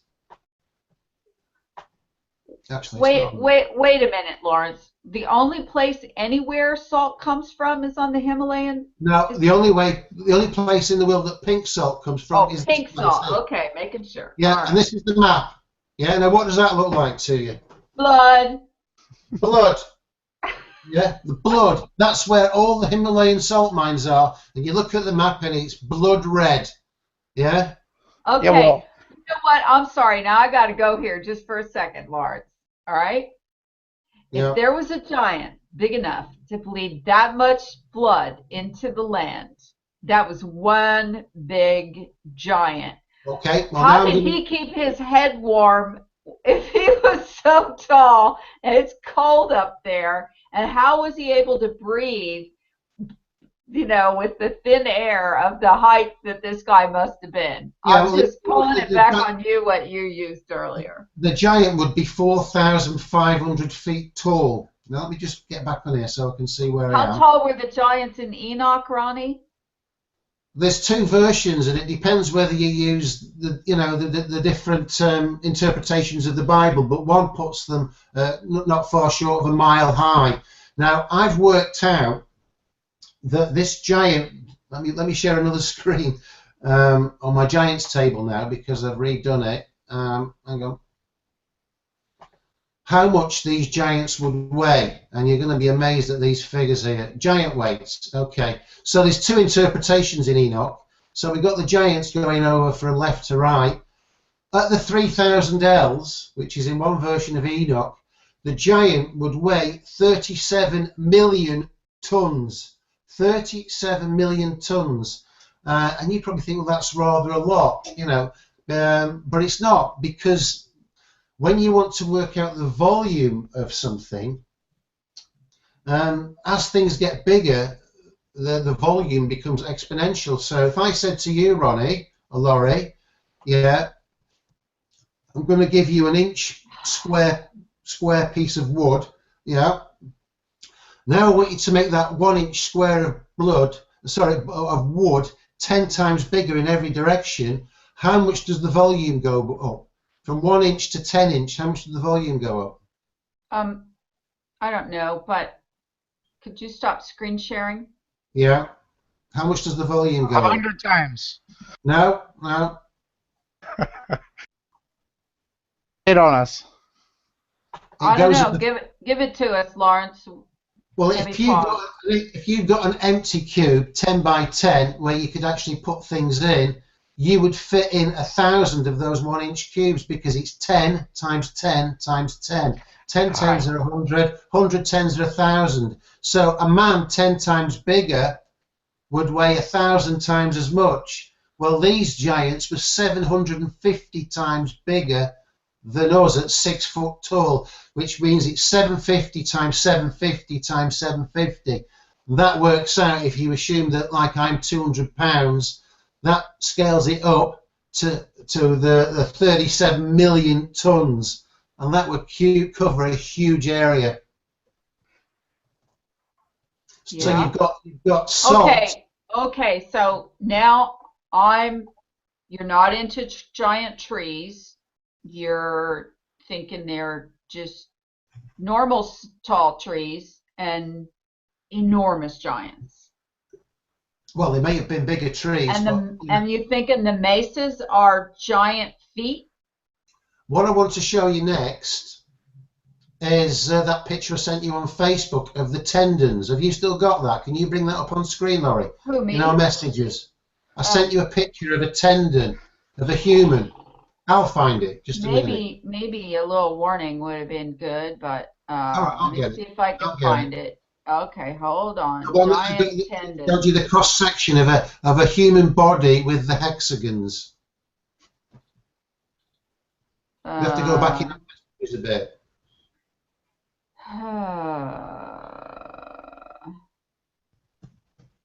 Giant tendons. Okay, I think I might be getting close. Because I think I went off on you and said, you're really not going after that mud puppy guy, are you? Yeah. Let me find it. Boy. I don't see it, Lawrence. I'll get it then. Okay. So let me just I'm getting a little wigged on this, Lawrence. I'm all about giants, but I can't imagine that we had giants and we didn't have giant other things. Well, yeah, they may well have been giant other things, but they may well have been giant trees. Okay, I think I found it. The mesas are not trees. They'd be far too big to be sustainable for the reasons that I've covered. Right, I'm going to find that on our messages. I already found it. There it is. Talk yourself to death right there. Look at that. You got it. Tendon structure. You got it, right. Well, can you bring that up? It is up. There you go. Can you make it bigger? Press Control and Plus and you get it bigger. It's your... Okay, just leave it like that. So if you look at that there, you can see that you've got these perfect hexagonal shapes, yeah, and the third one along. And then around on the outside of it, you've got a fascia. So the Giant's Causeway had a fascia and it got these hexagonal columns. Now, wood doesn't have stuff like that. Wood's rings, isn't it? Trees have got rings. What the guy showed you, he didn't show you a tree. Well, he showed you a stem of flax. Why didn't he show you a tree with the hexagonal columns? He couldn't show you any. He showed trees. There's different kinds of trees, Lawrence. Are those hexagonal columns? Do you bring it down a notch, as we talked about earlier? let me ask you. Okay, Are okay, those- I get the hexagonal column thing then, and but there are trees that have um what do you call it? Uh filaments going up and down. I mean, after all, it could have been a giant piece of bamboo. They All don't right, have rings. while the show's on, I will challenge you to find a tree that's got hexagonal columns like that. But theoretically, you've got the same hexagonal columns in that human tissue with aphasia, the same as what those places at the Giant's Causeway had. Okay. Yeah. All right. Now I get you. I follow you. So to not beat this to death, let's ask based on this tendon fiber structure. Obviously, this is not only blown up on my screen, but it is blown up to show it to us because I know what the size of the tendon is. Okay. What would this size of a tendon extrapolate to for a giant, for that to be one of his tendons? And why is only the tendon what survived, but not the bone? Or, and tendon is soft tissue and not, hard tissue like a bone. So how did that survive and the bone did not?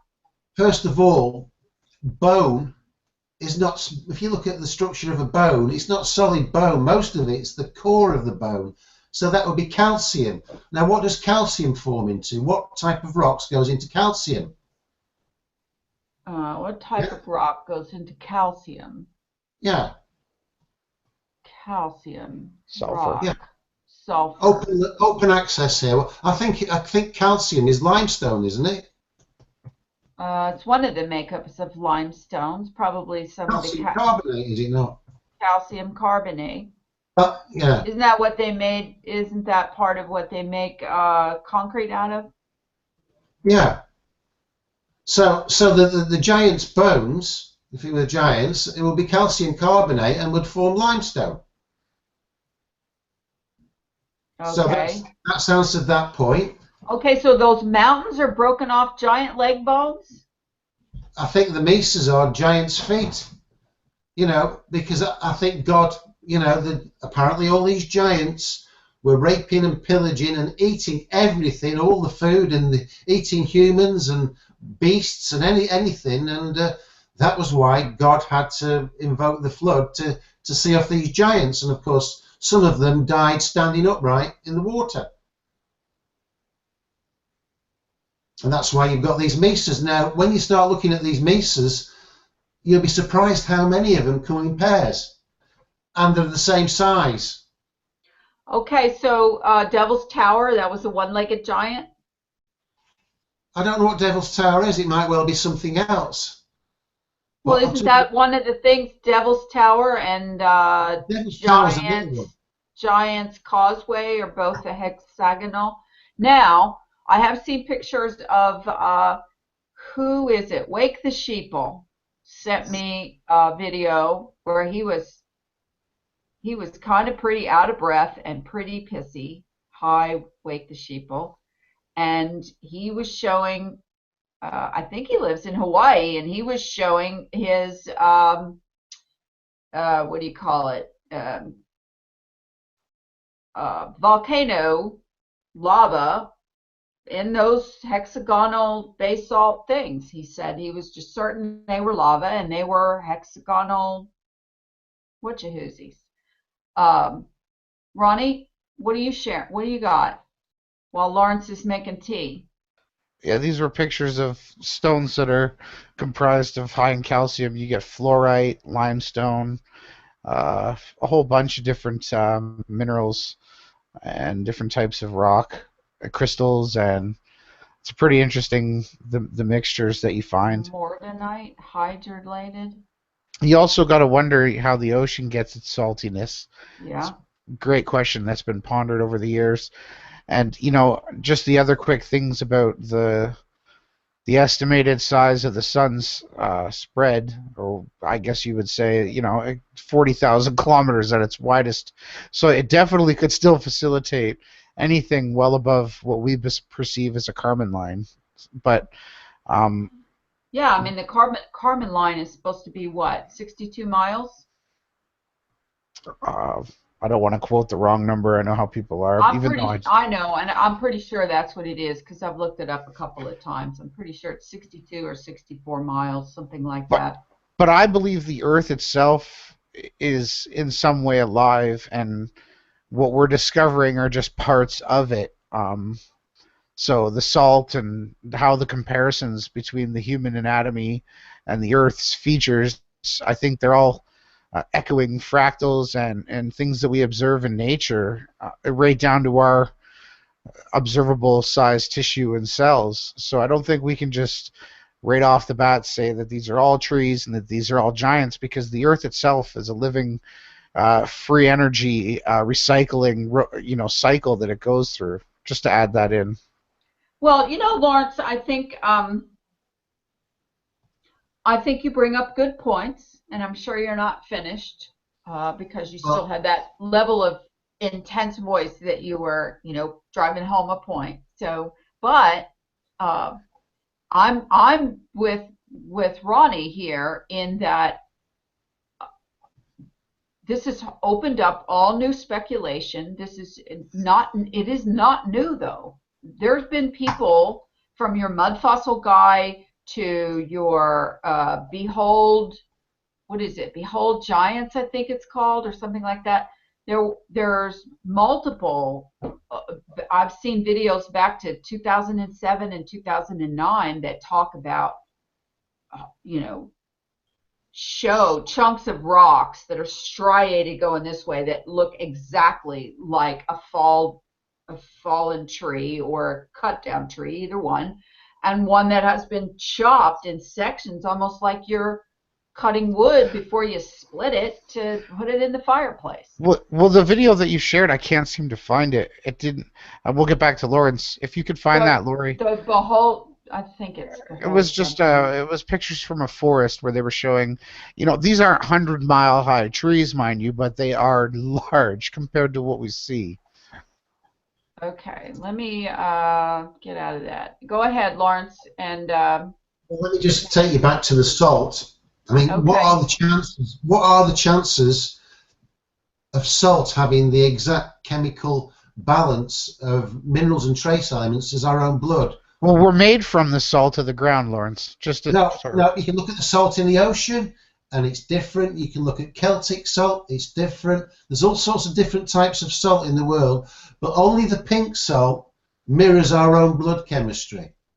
What are the chances of that? If a giant did die, and his blood crystallized into salt, then you would get pink salt. There is also dark red salt, and obviously because you have dark blood in places where arterial blood is going to be bright red or a brighter colour because it's carrying the oxygen away from the heart, and venous blood in the veins is dark blood. So at these places they've also got dark red salt as well. Yeah, but we are salt of the earth, and what you're explaining is the pink salt of the earth. There's no other salt in the world that mirrors our own blood chemistry. That could be the heart of the earth, Lawrence. That could be where Bob and Cammie put their center. Yeah. Anyway, I'm going to show you. Oh, excuse me. Just one moment. Just one moment, please. Just one moment, please. I'm sharing. I want to show you the pictures. This is the Behold Giants, and this is in. Well, first of all, okay, yes, I am. This is in these are petrified remains. Let me get to the good part. Why does the little thing never picture? Oh, come on. Will you really stop? Okay, Lawrence, I want you to look at that. Does that not look like a cut off felled tree stump? Yeah, it does a bit, yeah. Okay. I mean, even to the point of the shaly sides looking like tree bark. I don't know what that is on the top. It could be rocks. It doesn't look like tree bark. It looks like rocks. Okay, but wouldn't the tree bark turn into rocks as well as Yeah, but the... that's not a very big tree, is it? Okay, hold It's not on. that big a tree. That's not much bigger than a redwood, is it?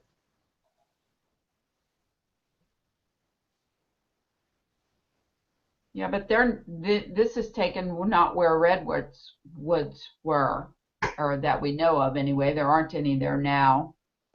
Come on. Why does everything go so slow when you're trying? Okay, here's another one. Okay. That just looks like a chunk of a tree.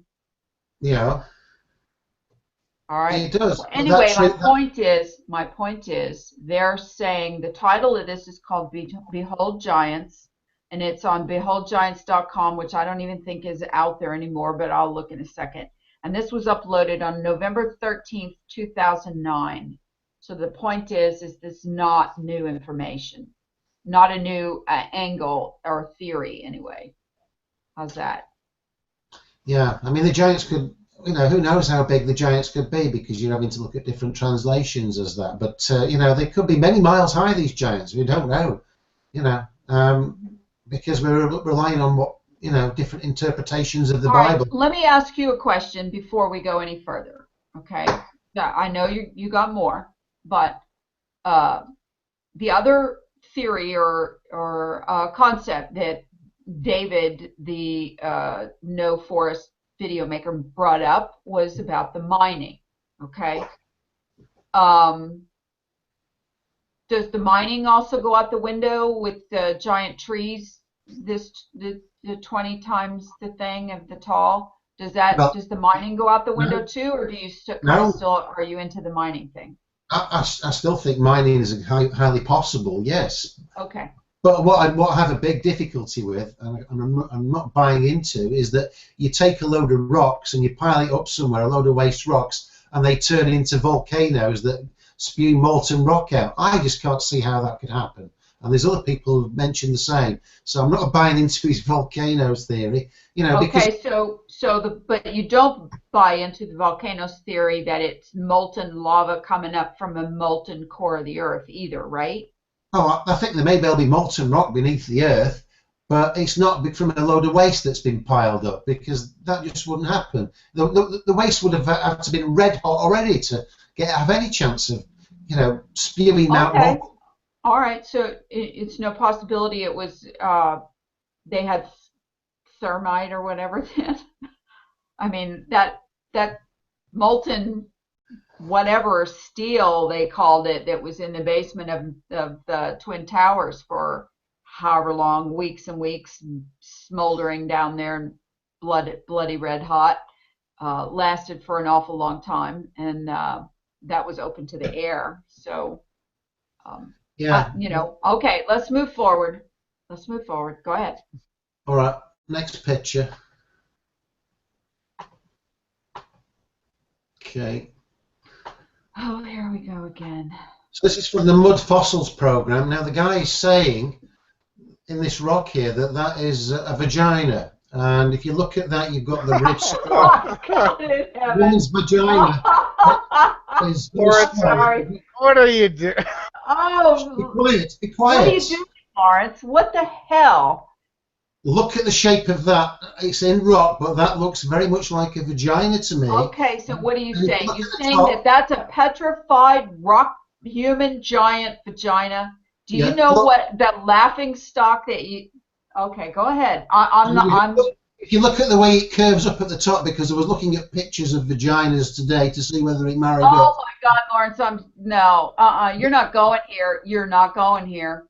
Well, that at 12 o'clock, that looks No. like the clitoris. You know what, Lawrence?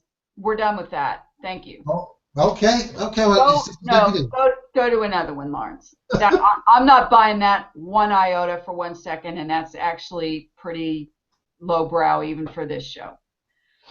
Let's move on to your next part of the presentation. How about that? Well, I'll let you talk for a bit now. I know you're getting a big kick out of that, but no. There's no... Okay. Ronnie, bring us back up, will you? Can you? He's gone. Ronnie, you scared Ronnie right off the show. He's muted everything. Why are you so squeamish about talking about It's anatomy? not squeamish, Lawrence. It's got nothing to do with squeamish. There's I mean, first you're talking about giant feet prints, okay, Okay, or feet cut off, but then to petrified female body parts. I mean, sorry, all I I can say unplugged after my. that is, if you even think about, you posted something the other day about 40-foot long giant penises. If you're going there, don't even go there. Don't even think about it. Go ahead, Ronnie. Yeah, I unplugged my mic. I was laughing when he supposed.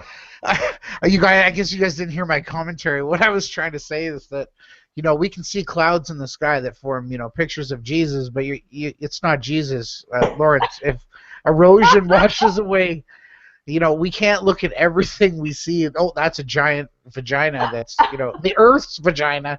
I don't know where the people following.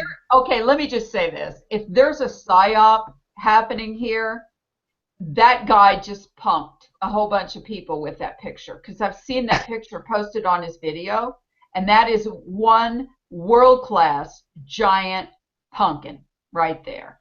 Yeah, Okay? well, we can say that things look like other things, but that's Yes, you can. Okay, it's okay. So I'm so sorry, Lawrence. If you've got another part of this presentation that you'd like to add to this, then we're willing to look. I've watched all the Mud Fossils guys, and I invite you to go and watch the radio show he did. It was 2 hours long, and watch it because he makes a very compelling case for these features that we're seeing, for rocks as being human body parts. Okay. And he's had some of it DNA tested, and it's showing that there's DNA there. If you think about yourself or anybody, if you removed all the water from your body, what you're going to have is just a pile of rocks. That's what we are, rocks. Well, I mean, we're a pile of rocks, pulverized rocks, when we are, whatever you call it, when they burn us up. What's that called? Cremated. Yeah, ashes. Right. We turn to ashes. Okay. Yeah, we basically turn to chunks of rocks. And the giants were Stop screen sharing for a minute, Lawrence. Okay, go ahead. I'm mystified at this direction of this. I mean, okay, let's make a deal. Okay, here's the deal. We're going to continue to investigate the idea of these giant rocks versus giant trees versus giant anythings. Okay. But I think we're really knocking on the door of this whole thing becoming laughable. And I don't think that's the direction that we actually want to go yet, is to make the whole thing laughable, because you spent a whole lot more time listening to the Mud Puppy guy, and I have not. So I'm not in the same direction or depth with you on research on what he has to say. But I have spent my own time looking at giant other things, like giant other plants, giant other concepts of ecosystems. I mean, we're talking about an entirely different ecosystem, okay? And what if, you just said that about the volcanoes and everything, and, we didn't get into the mining yet, because I'm trying to clear the last image out of my head. The whole idea of looking at the giant thing is to go back to before we were here.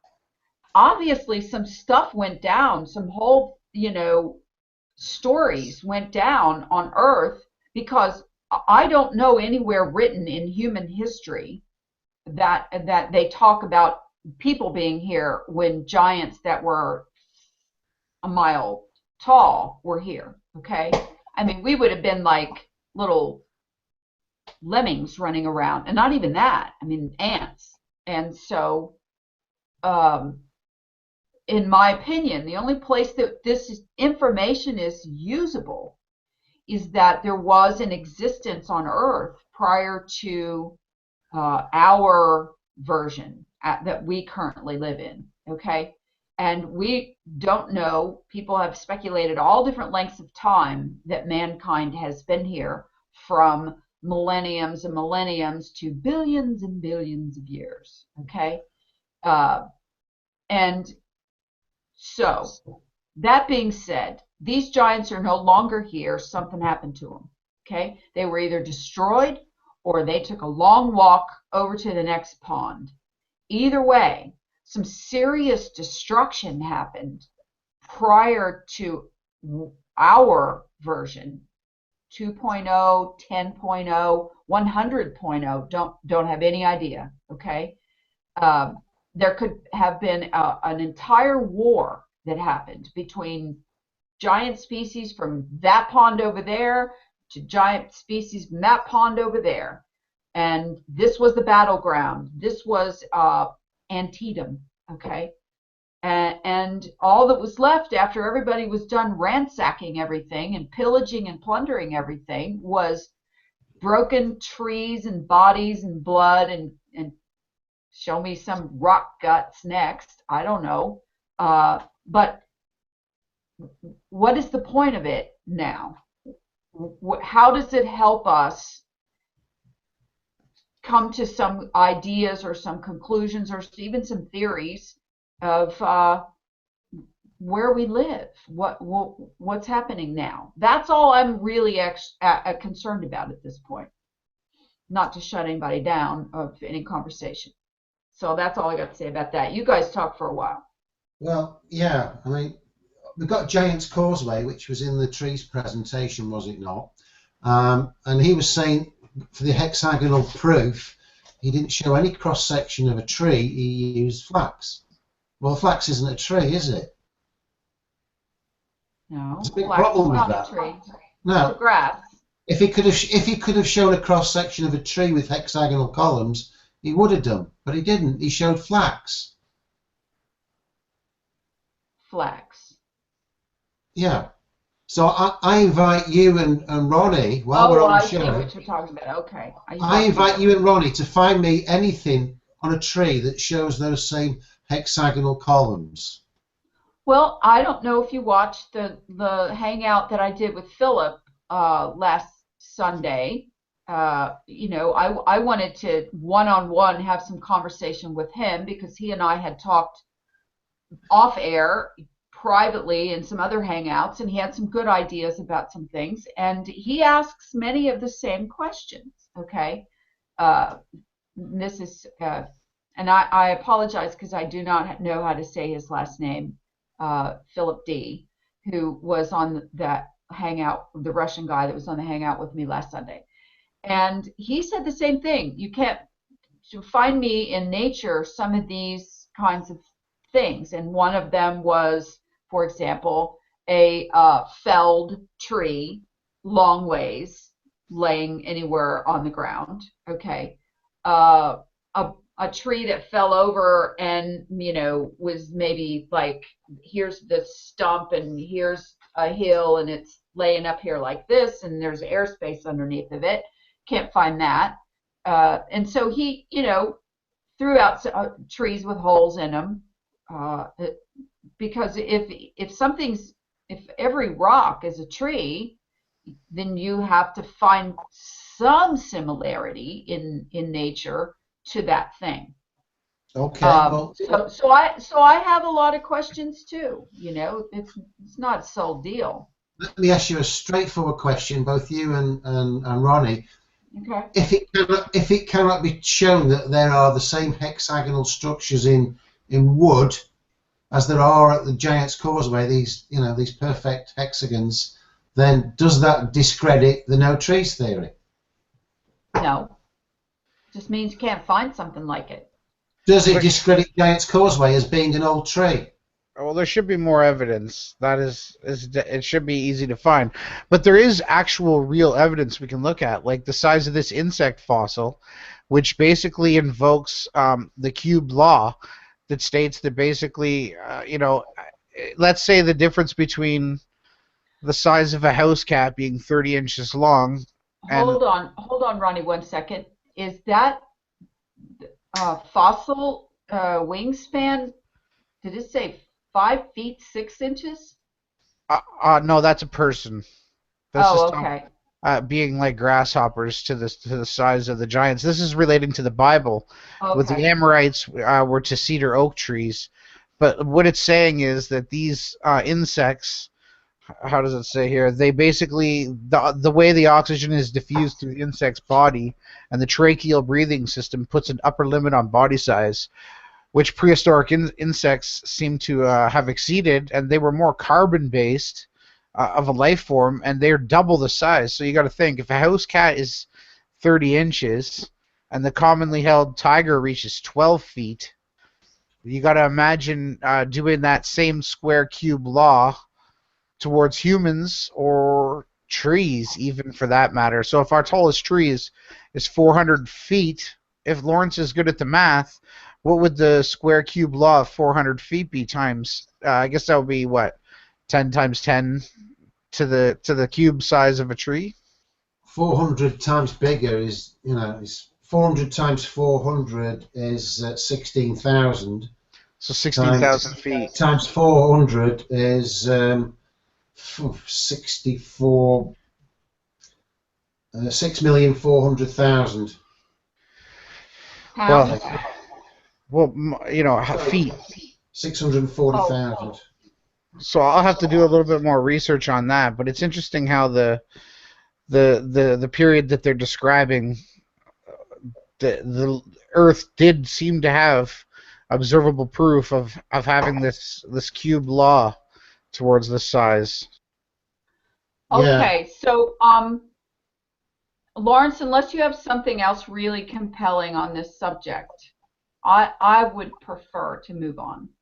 Yeah, that's okay. Just the Giant's Causeway is called Giant's Causeway because it's a giant, or could be a giant. Okay. A human giant that size that I described earlier, that weighed 37 million tons or even bigger, then those hexagonal columns in his body tissues would resemble Giant's Causeway, would they not? Okay. Is that possible? Possible. There you go. There's lots of things that are possible, and I think that you obviously are going to continue to do some more research on this. I'm going to spend a little time on it, but not a lot, because in my opinion, it is not, it's probably, compared to Flat Earth, it's probably like 10% important to me right now. And the reason why I say that is because it's new information, and it's going to be hard to sort of dig up a lot of stuff on it. But it certainly has intrigued a lot of people. And, people are doing videos of going on Google Earth and going underwater and scanning around the bottom of the ocean and looking for abnormalities and spikes and tractor trailer tracks or whatever. So there's going to be some continuing information come out about this, but for now, I'd like to do sort of a record scratch and go back to kind of, for this, if we do another hour, the last hour, I would like to get back to some of the proofs ideas of how we came upon the debunking of the AE map and model. And all of us have good information for people to sort of look into and prepare in the event of we're able to have any kind of a debate with anyone. And the reason why I say this is because I think this is something that's the time has come.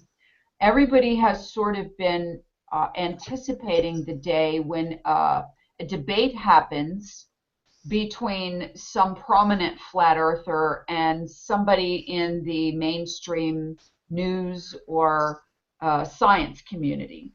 And I think we're getting the cart before the horse again. I think that we should practice on debating each other on and do it in a very cordial and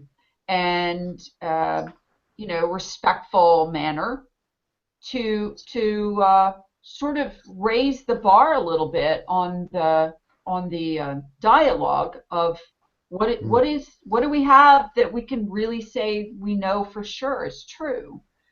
And so, for example, one of the things that I think, a couple of the things that caught our attention that made us question and do continued research on Robotham as a perfect example and Robotham's proofs. Lawrence, you're feeding back again.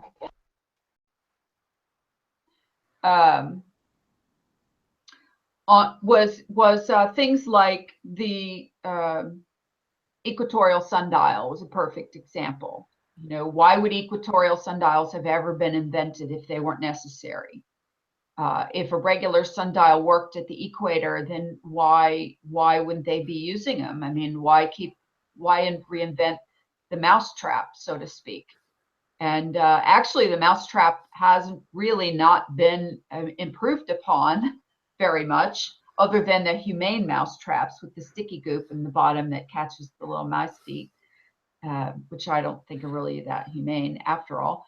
But I noticed while I was watching the chat earlier that someone, and I can't remember who their name was, said, when did these two take charge of all the rules? When I was talking earlier about challenging other people to a debate. We didn't take charge of the rules. There are no rules. And that's what's really awesome about being a truther and about being a flat earther and about being awake and aware, is there are no rules. And so if there are no rules, there are no rulers, because rulers are the ones who make the rules. So for them to say, when did these two take charge of all the rules? We didn't. And we're asking our own questions and we're doing our own investigation. And there's nobody that's out there to stop us. So that's what truthing is all about. So Ronnie, do you have some direction you'd like to start talking about how we debunked the AE map, or what you have as far as some proofs that it's bogus?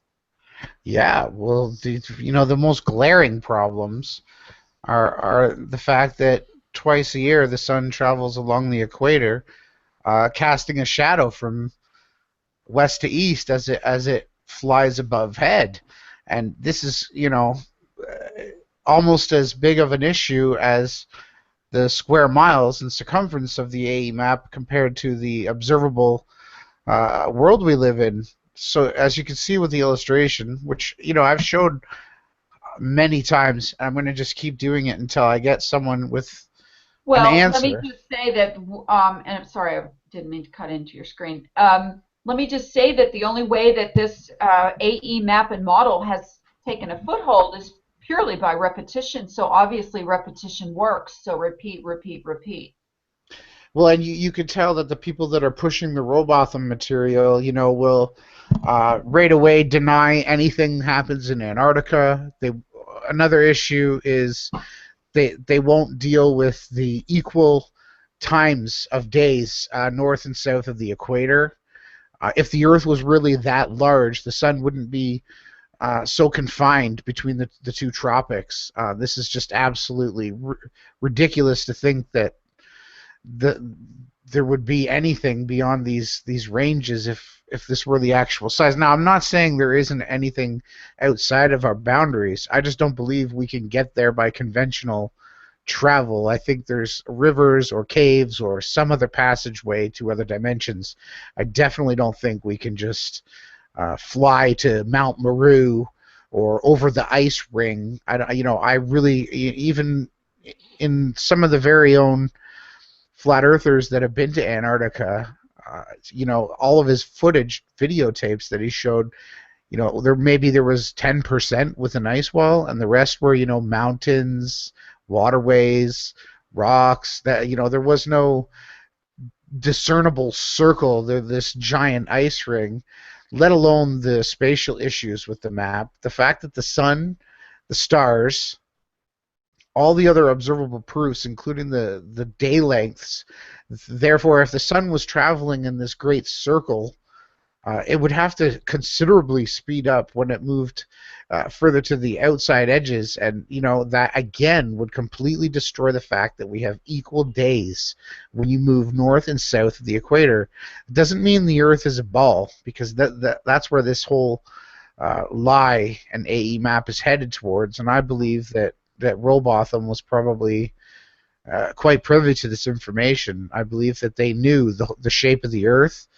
And, this is just the tip of the iceberg. But so just again, lastly, if you live on the equator, please go out and do a test during the 2 equinoxes, and you could tell me if the sun creates a circular shadow, because if it does, then I'll have to re-question my theory. But if the sun is moving in a circle like this, as the sun passes overhead, the shadow will then spin counterclockwise or clockwise, depending on your direction and the way you're looking. So the sun would never go in a straight line across this sundial. It would always circle.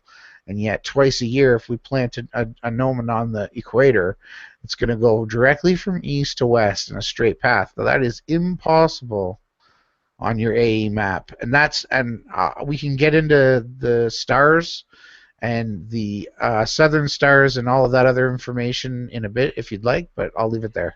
Well, I mean, we can certainly jump all around by each topic that is glaringly obvious, okay? Because anybody out there who's been listening to us for any length of time, knows that we've already presented all of this stuff. But by repetition, people like Mark Sargent, people like Eric Dubay, Math Powerland, repetition creates a form of brainwashing. It's the same way we were indoctrinated. It was the same way that we have been propagandized to as children, and it's happening again. Okay? So, what, Lawrence? You're muted. You're not when you need to be, and you are when you shouldn't be. Unmute yourself, Lawrence. Let me do that for you. I can't unmute him. Lawrence. All right, just a minute. Okay. Just a minute. I'll try and unmute myself. I don't know how I managed to do that. You're fine. You did it. You're okay. Oh, now he drops out. I don't think you were screen sharing me either. I'm getting, on the live feed. I was. It just. But I can see it on the live feed. There's a delay that's happening with the screen sharing that is wacky, because really? Yeah. Like right now, I'm talking. You talk. You're gonna take the screen. But I was literally presenting you just then with the circling thing.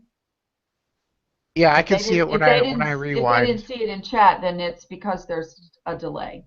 Yeah, because you can rewind the live feed and it shows the sun circling overhead and all that other jazz. Okay. All right, Lawrence, are you back? Yeah, I was just going to point out that one of the other big problems with the AE map is that the equator, as we know it, is just short of 25,000 miles across. But if you ask somebody who favours these circular maps, ask them how far it is around the equator on theirs, because it's not 25,000 miles. Their equator is about 38,000 miles, and you can work that out quite easily. I think the radius is 2 pi. The circumference is 2 pi times the radius. So if you work out what that is, it's I'll work it out quickly. 3.142 times 2 times 6,225 is approximately 39,000 miles. It's a big problem for the equator on the AE map. Yeah, 39,000 miles, which means the sun would have to go, 1.5 times faster. And when you look at the Tropic of Capricorn on the AE map, it's around 50,000 miles. So the sun would have to travel twice as fast as it presently does, because we know the sun roughly goes at 1,000 miles an hour. 24 hours, and it's gone from one side to the other, so it's going 1,000 miles an hour. But to go around the Tropic of Capricorn on the AE map, it would have to go at 2,000 miles an hour, and that would be obvious if the sun was going twice as fast. What is the distance around the Tropic of Cancer, Lawrence, I don't have that figure. on the AE map? I haven't got that figure in front of me. I could work it out. I haven't got it now. Because we know that travel mimics the globe, and the globe has passed as real and reality for our whole lives, for 500 years at least. Okay, and so whatever we keep saying this, but whatever the map and model turn out to be, they have to mimic the same observations as those that have been accepted by as a part of the globe theory, at least from a superficial, on the Earth standpoint, because it works from flights to maps to navigation to GPS coordinates to longitudes and latitude markings and so on and so on. And so if you mimic the globe, then the Tropic of Cancer and the Tropic of Capricorn have to be relatively the same distance around, because even with the oblate spheroid, smashed potato, whatever pear thing, they're relatively similar, as are the length of the day in opposite Capricorn or Cancer Capricorn, spring, fall, summer, winter. The length of day would be reversed 6 months opposite in the year. That only makes sense. That does not happen on the AE map and model. Yeah, I don't know if anyone wants to see anything about the stars. Sure, if you want to go for the stars, that's fine, because they're a part of the observation of trying to create a map and model. So I will present you if you want to show. Well, just an easy way to understand the circuit and the distance that the stars travel in the north, the south, and from the east to west during the latitudes and tropics. We can measure them with the actual star trails that we can record when looking in these directions, and we can roughly estimate that the length of the circuit, not the circle, but the circuit that the stars take from east to west, at the equator would be roughly 40,000 kilometers, and we can also show the amount of stars that complete their revolution of their circuit can create these patterns. And there's, I have to bring up another video, but I'll definitely get that queued up if you guys want to jump in at all while I do that. At the moment, I'm typing to Chris Rock in the chat, and because he just said that he doesn't know how Lawrence came up with that, came to his conclusion, and I just happened to look over here. He also said the equator diameter is the same on both Gleason and sphere globe. Are you looking at the AE map or the Gleason map, Lawrence, when you did your calculation? Well, if you look at the AE map, Chris Rock, if you're listening, mate, look at the AE map, look at the North Pole, which is in the centre, and find the distance of that to the equator on the map, and it's 6,225 miles.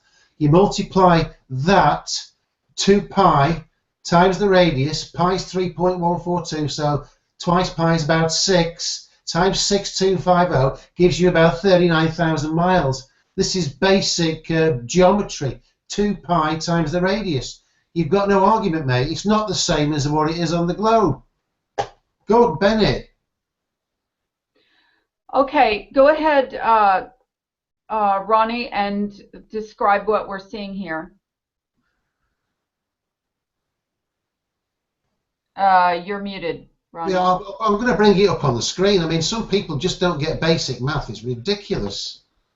Go ahead, Lawrence. I'll wait. You're fine. I'm just going to get something on screen so people can actually see the math.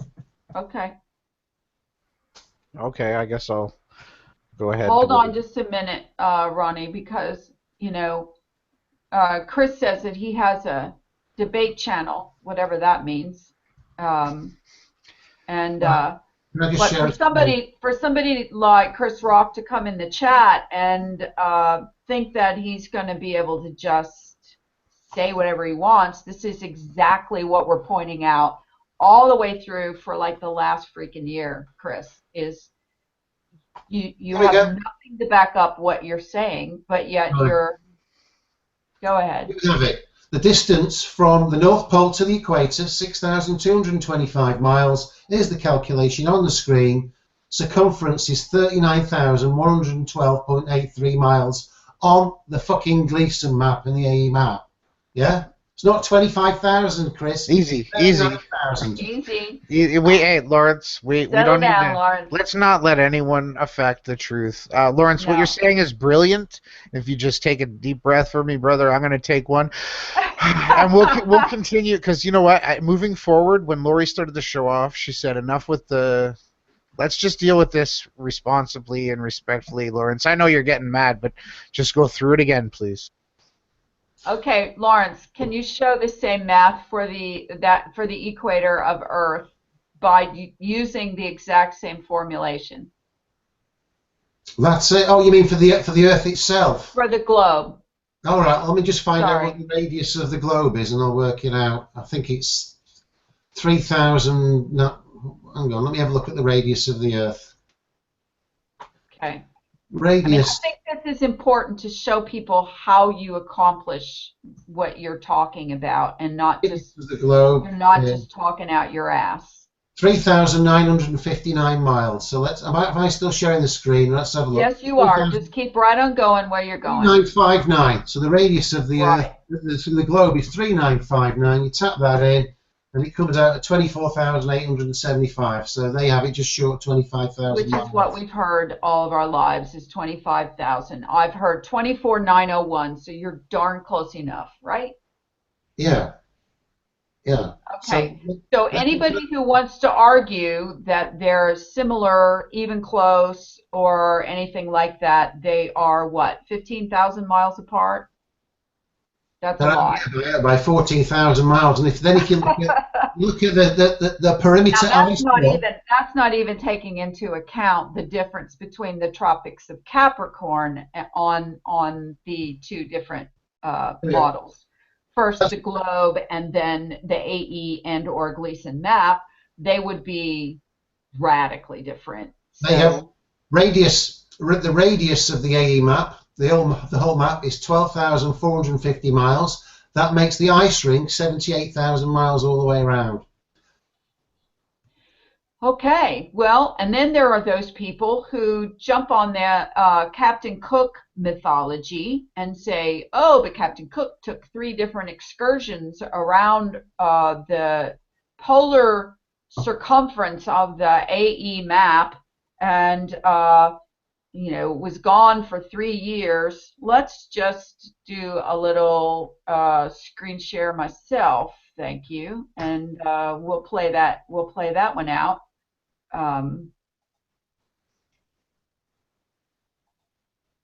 Okay, so we're just gonna use, good old Google here, and we're gonna say Captain Cook's expeditions, and we're just going to show all 3 of them, not just the one that's listed as Captain or as Antarctica. Okay, here's first voyage, third voyage. Let's see, images. That's probably good enough. All right, let's bring that up. All right, view image. All right, here is Captain Cook's 3 expeditions. One is marked in blue, one is marked in red, and one is marked in green. do you see anywhere on any 3 of those expeditions where he purely went around Antarctica? The blue one, he goes all the way up through the Bering Strait and was headed for the North Pole and drove around like a chicken walking around in the yard with the chicken tracks. And then the red one, he went up and down and around some islands and up and down, never even got close to Antarctica. Okay. And the green one, same kind of thing, took off, went kind of down by Antarctica, but I would say by the path that he took, it wasn't hardly even within sight. Okay, you'd have to get a little closer than that to. He may have touched close a couple of times, but it was up and down and around, and New Zealand, and my point is, for 3 different excursions, not one of them did he specifically stick to mapping the coastline of Antarctica. I rest my case. Yeah, and it's sad that these people keep citing Captain Cook and Robotham, stuff that's hundreds of years old, and they've got no modern day information to back up their claims. Nothing. Nothing. Nothing at all. So until we do, I guess that's what we're stuck with. We're relying on hundreds of years old information and speculation and mythology and like the telephone game. Do you know how far Captain Cook went when he was on expedition number 2? No, I heard he went 80,000 miles. He was gone for years and years. Oh, and it was all about going all around Antarctica.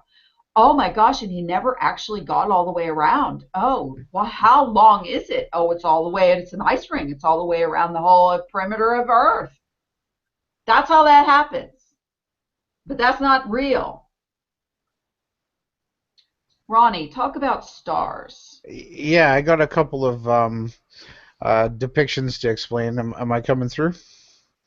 Yeah. Yeah, you're not sharing anything, but you're just your picture. Okay, one sec. It should be up now. Okay. So this diagram kind of illustrates if we were on a ball and we were looking. First off, I guess you could easily say that this image that I'm about to play here is definitely not what we observe, and this is what the people who support this Mount Meru AE map, this is what the stars should do. You see how they're revolving around on the outside there of the screen. This is absolute a joke. It's one of the silliest concepts I've ever heard of, and it really doesn't match reality at all. And this is where Neil deGrasse Tyson and it's gonna clean somebody's clock. This is where we're going to come out and we're going to look like absolute fools. They're going to laugh us back to kindergarten because this my God. Do you even science, bro? Yeah, I don't think they do. Now, when we look at the sky, depending on where we are, this yellow line here depicts the celestial equator, which is also a mirror of the earthly equator. And when traveling north and south on a globe, your equator in the sky would change relative to your perspective. Now, I've brought this up with a few math teachers and people that are checking this out, and they have no response for it because it just absolutely blows free energy, blew all of globular scientific theories out of the water with this observation because our celestial equator is always fixed. It's like this. So when we're moving north, east, and south, this would be looking westerly. And as you can see, you have the two antipodes depicted in the right and the left. Will be the east and the west. So you'd have the southern crux on the left, and you'd have the north Polaris on the right. Now, and imagine this: that everything happens between the two tropics. Closely relating to the fixed equatorial equator, and we don't look to the north and south for any great wonders in the sky. Nothing happens there. So for anyone to profess that antipole or a Polaris-centered depiction of a reality is real, I'm sorry, but it's absolutely a joke. It's an insult to my intelligence, to anyone who's ever researched flat Earth. It's a big joke that you would think that the stars actually circle like this when we have clear and evident proof that the center of our vision of the Earth, we can see the stars moving from east to west, and the two poles are just clearly what looks like circuits that are comprised of the bouncing off of what I'll call emptiness. I'll go with that.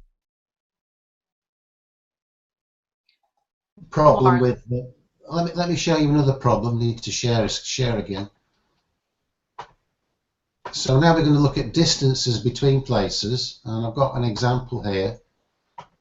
So we have the Gleason map up yet again, and what I've done on here is the scale of this map, by the way, 1 centimetre is 1,037 miles.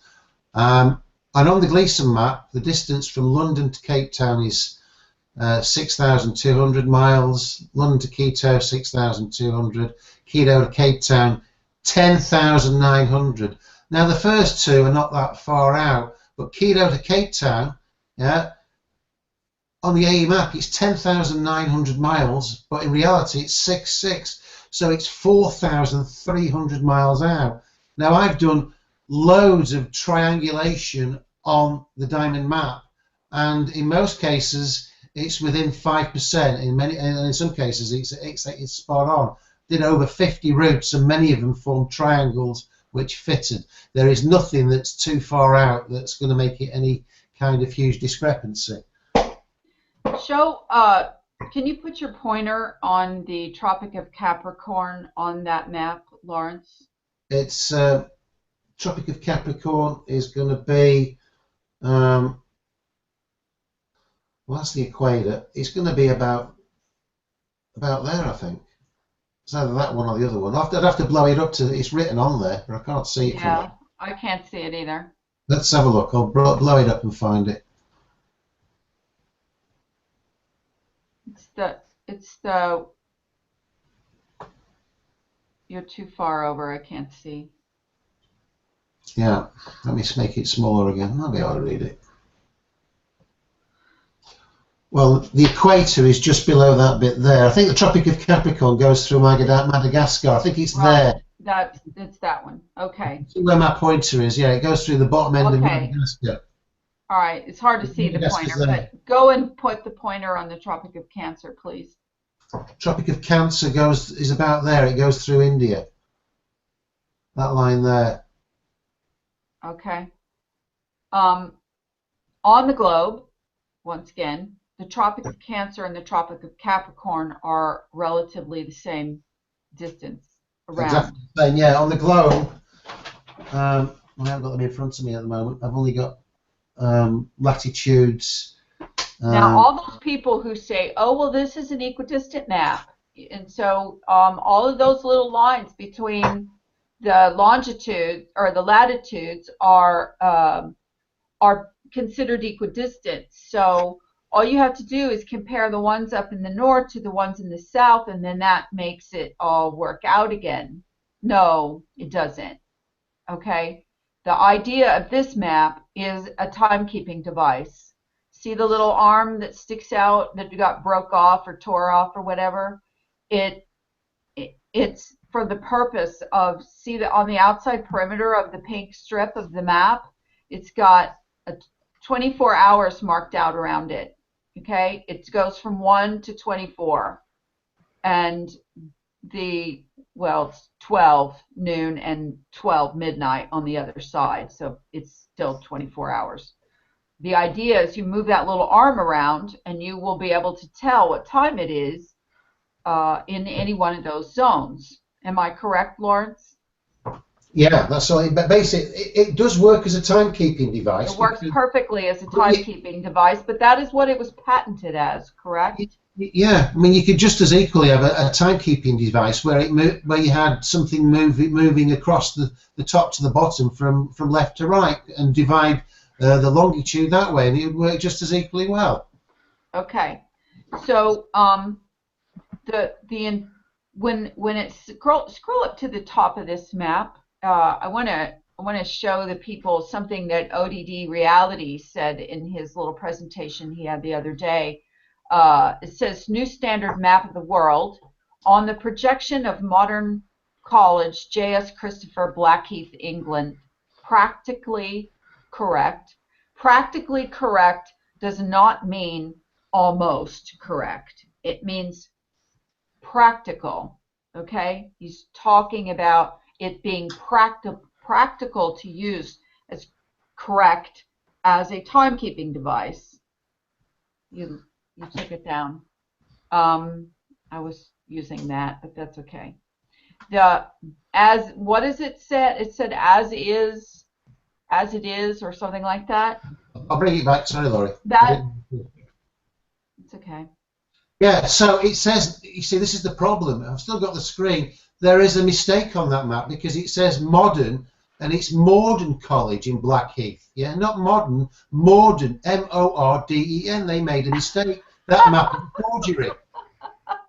Morden College, Blackheath.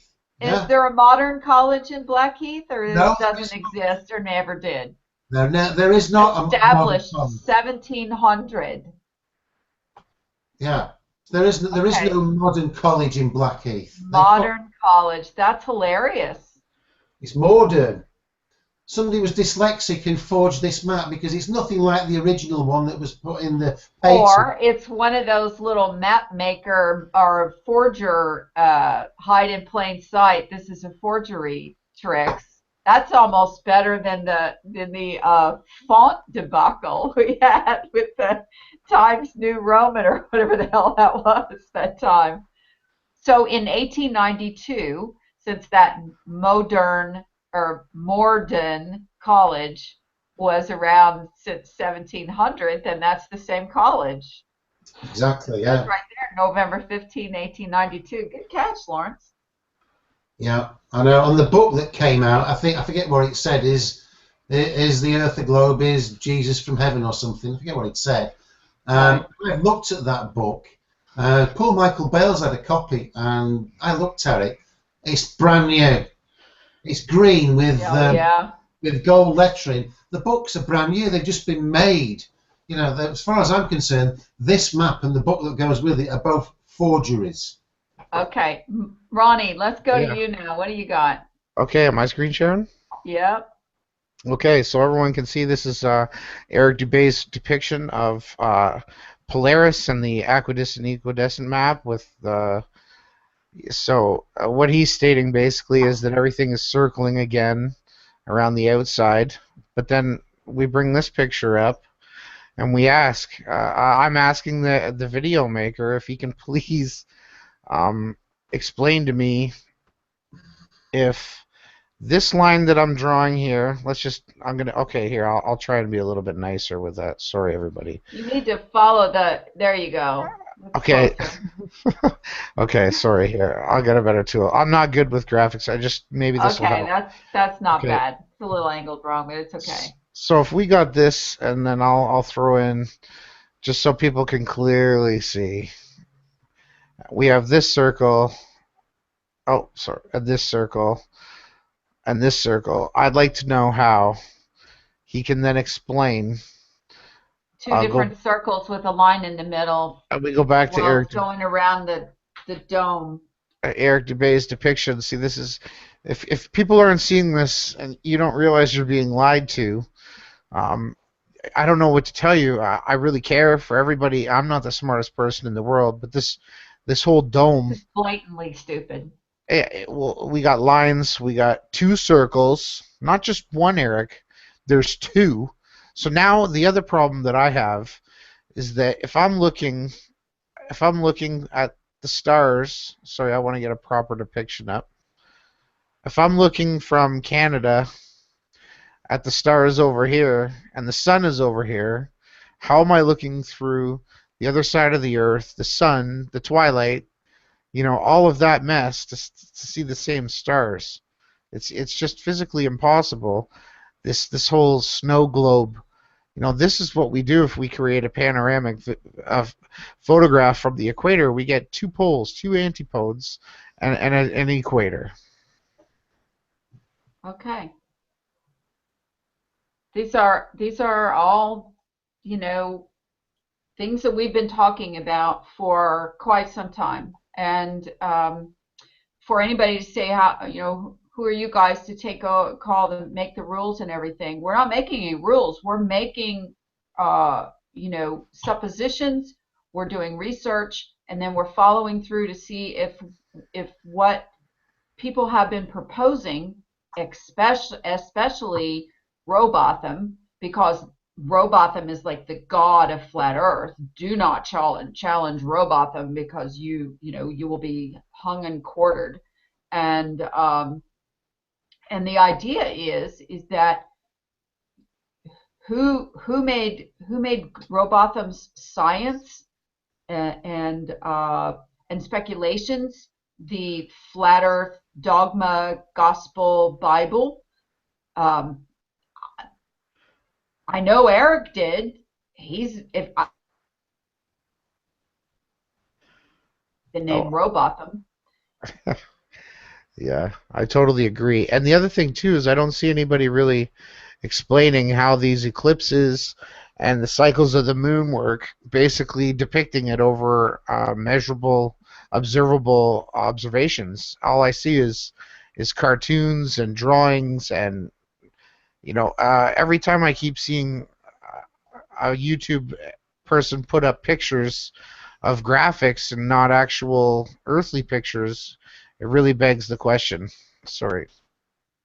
Yeah, can I show another one, Ronnie, while you're thinking about this one? Right, let's show me another one. There we go. We've shown you this before, but we may as well get it all in the same show. Okay, so this one we've got here. Okay, we've got these two big black dots on opposite sides of the Gleason map. Okay, now in the summer months in the Antarctic, there are daily flights where they ship in food and stores and supplies from McMurdo to Amundsen, Scotland. What happened? And on this map, they are 24,000 miles apart. But in reality, we have a Hercules LC-30, which is a turboprop plane that's got a range of about 2,000 miles, flying daily back and through these places.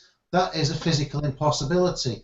The plane would need to refuel in air 10 or 11 times to complete the journey, so it would have to have a tanker refueling it every couple of thousand miles, and it would never get there and back in a day.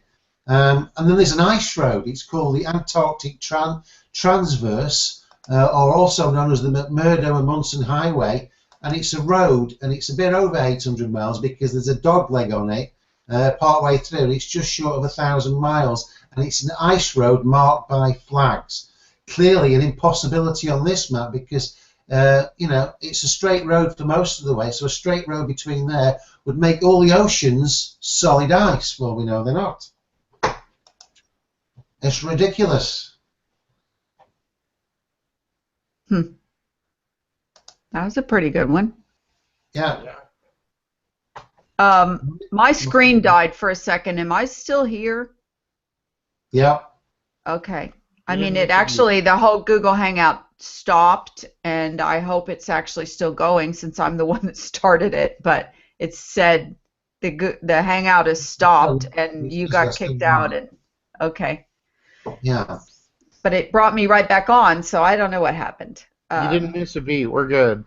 You just dropped out for a sec. Lawrence went straight through it. It was good. Okay, fine. So, you know, we've covered, you know, each of those points individually puts a huge hole in the map and makes it unworkable. When you've got them all, you could only consign that map to the wastebasket, and any maps that come out from whoever that has the North Pole at the centre is going to be too big. The surface area is going to be too big. The distances between places are going to be too big, and it's just not going to mirror the reality, which the globe does. The globe's the wrong shape, but the distances are correct. They had to make the distances correct, otherwise we would have guessed. Okay, and also on top of On top of that, the idea of adding more and more excuses on top of each other for, well, if the planes go faster in the southern hemisphere than they do in the northern hemisphere, that would justify the distances difference between the continents, where between Santiago and Sydney don't match up with what the airlines say the distance is and the speed in which they get there, and blah blah blah. Okay, when the first time I heard that one, I mean, when I got done laughing, it was like, are you kidding me? If they had airplanes, if Qantas had airplanes that could half again or double the speed of planes used by airlines in the northern hemisphere, why wouldn't the northern people be using them? I mean, people hate the length of travel. They hate the time it takes to fly from, New York to London. And if you could cut that in half, why wouldn't you? Why wouldn't they be using the same planes? Can I add in? I see some people commenting, and they're making great claims as to, how come the math really does work with the globe. Well, we know it's flat. Okay, we've gone out. Nobody has been able to prove curvature. So what I'm stating is they've mirrored, like a funhouse mirror, the reality that we perceive. They've turned it into a ball, and they've pretty much back-engineered all of the data. So you're not going to have a flight, if my screen's sharing, you're not going to have a flight from South America to England, add 10,000 kilometers. They're still the same. But if you were to spin this map around if you were to spin this around a pole in Polaris or Maru, you would be considerably adding distance, and Lawrence is completely exposing that. But what I'm stating is, if the Earth realm has these similar fixed sizes and represented the way that free energy is depicting it, everything does work. Now you see the sun, so this would be 1 day, 2 day, 3 days as the sun goes by. This is the circuit of life. This is how you measure days, weeks. And what's funny is the Baktuns and the ancient prayer wheels from Tibet also describe the motions of times, days, weeks, years, and generations in the same way. But they didn't obviously have the CGI and technology. They had to basically carve this into stone. And for people to not understand that the distances, they match. What we have to understand is how they've deceived us. And what I'm stating is, to see the South, the North, the East, and the West the way we do from our actual observational plane, you're not going to be able to have circular one-pole Earths. You still have to depict what we see in reality, exactly the way that free energy and the diamond map, I know that people don't quite understand, but the diamond map really does explain. Now, if Lawrence could explain the way that the corners fold, I'd enjoy hearing that again. The distances with the corners of the waters. The distances. You've lost me a bit there, Ronnie. What is it? Tell me again. Okay, when you bring up the diamond map and you unfolded the four corners of the map. Yeah, it's twice as wide at the equator as it is from the North Pole to the South Pole. And that's another thing that I don't know if you have a screen share available, or another time we have to bring that up, because it's something that fascinated me that I haven't quite completely, the space that's been added and taken away. Yeah, well, in terms of distances between places, it is by far the most accurate map out there. But it's been ignored by everybody. We've had Bob Nodell saying it's ridiculous, but not saying why it's ridiculous. In fact, let me just show you something. ODD put that video out, yeah, and this is the comment here. Just bear with me.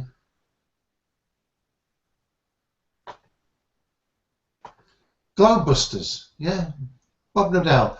Good video, ODD, and I understand where you are coming from. The Gleason map is simple, elegant, and a good map for newcomers to conceptualize the flat Earth. That's it. And he covered it on his show the other week, and the only thing he brought up was the Sydney Santiago route. He didn't bring up all this other stuff we brought up, Ronnie. But he's aware of it, but he chooses to ignore it. You know. Well, I mean, Lawrence, hold on. Put that back, please. Put that back, please, just for a second. Which one? The one you just had up there that you didn't read the next sentence that is equally as telling.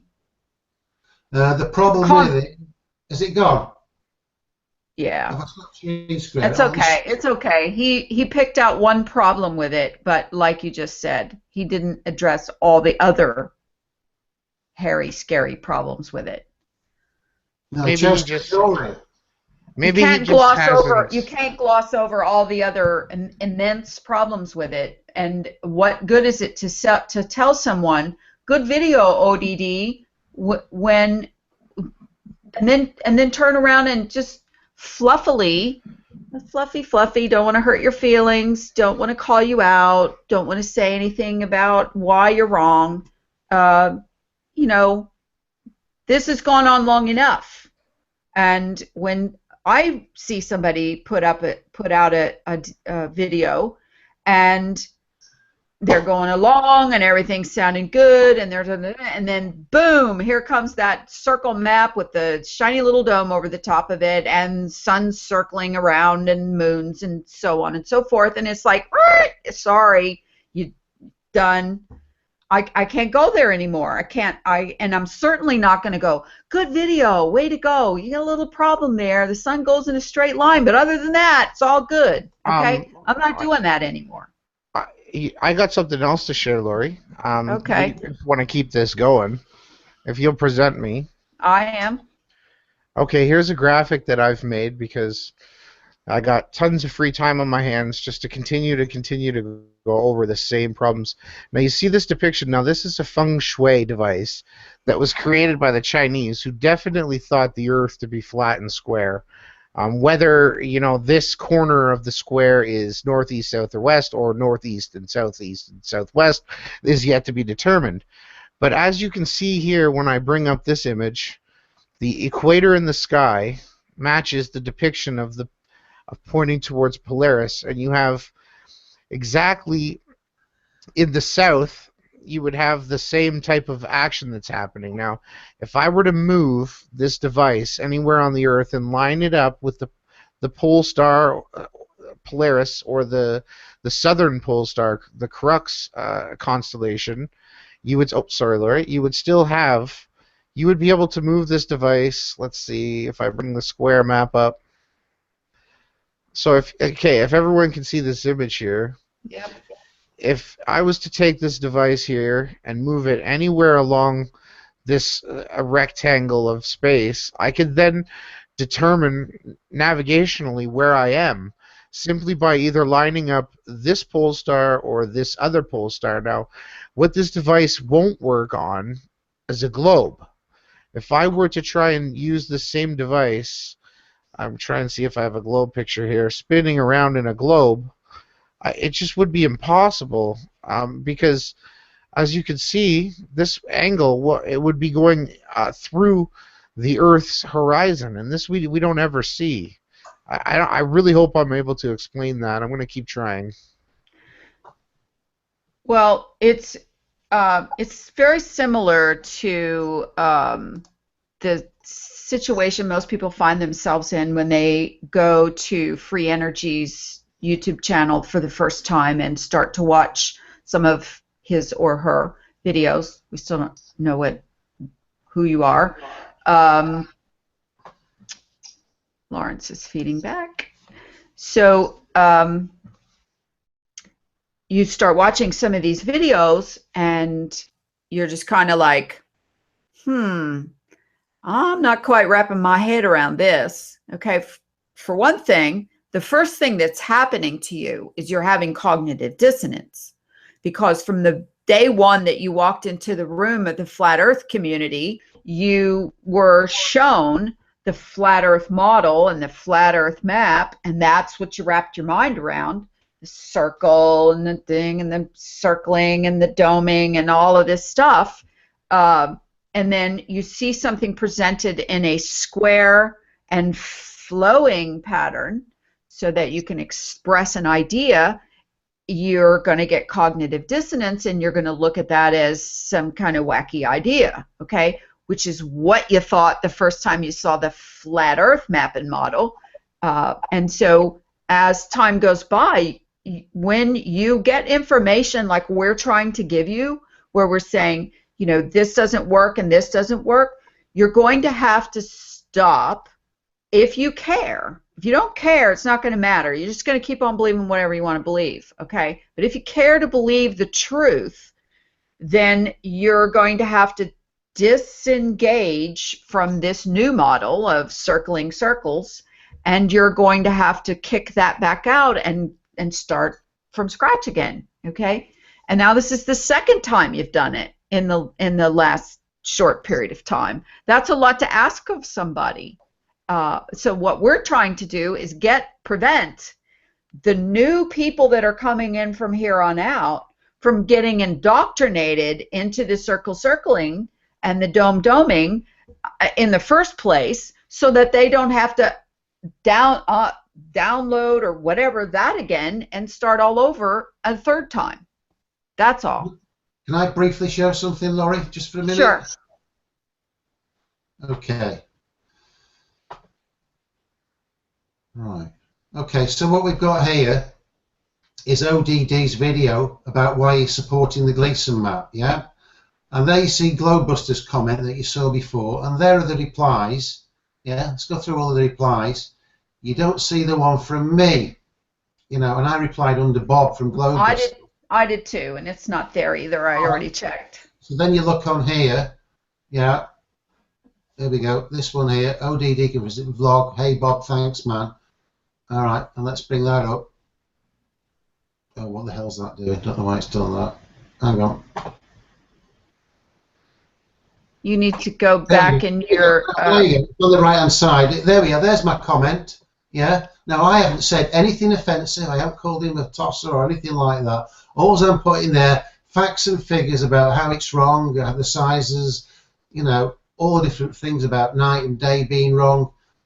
Putting a link to show the transverse route that's just short of 1,000 miles when it's 24,000 miles on there. So he's deleted my comment, you know, and he's deleted your comment.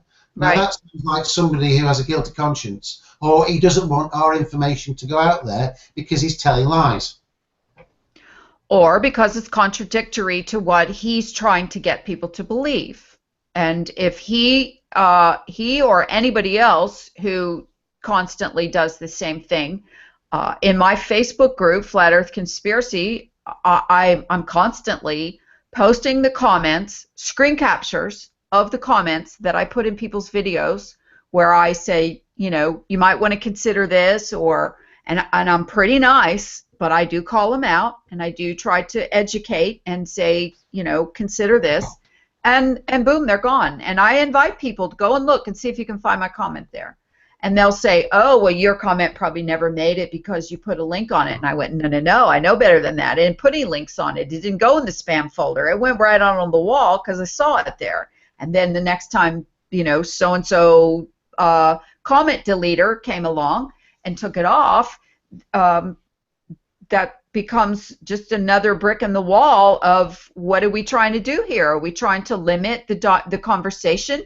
Are we not open source flat earthers? Are we not interested in what anybody else's research is? Are we only interested in regurgitating the same flat earth dogma for over and over again? Why are we not growing at the rate that we were growing a year ago?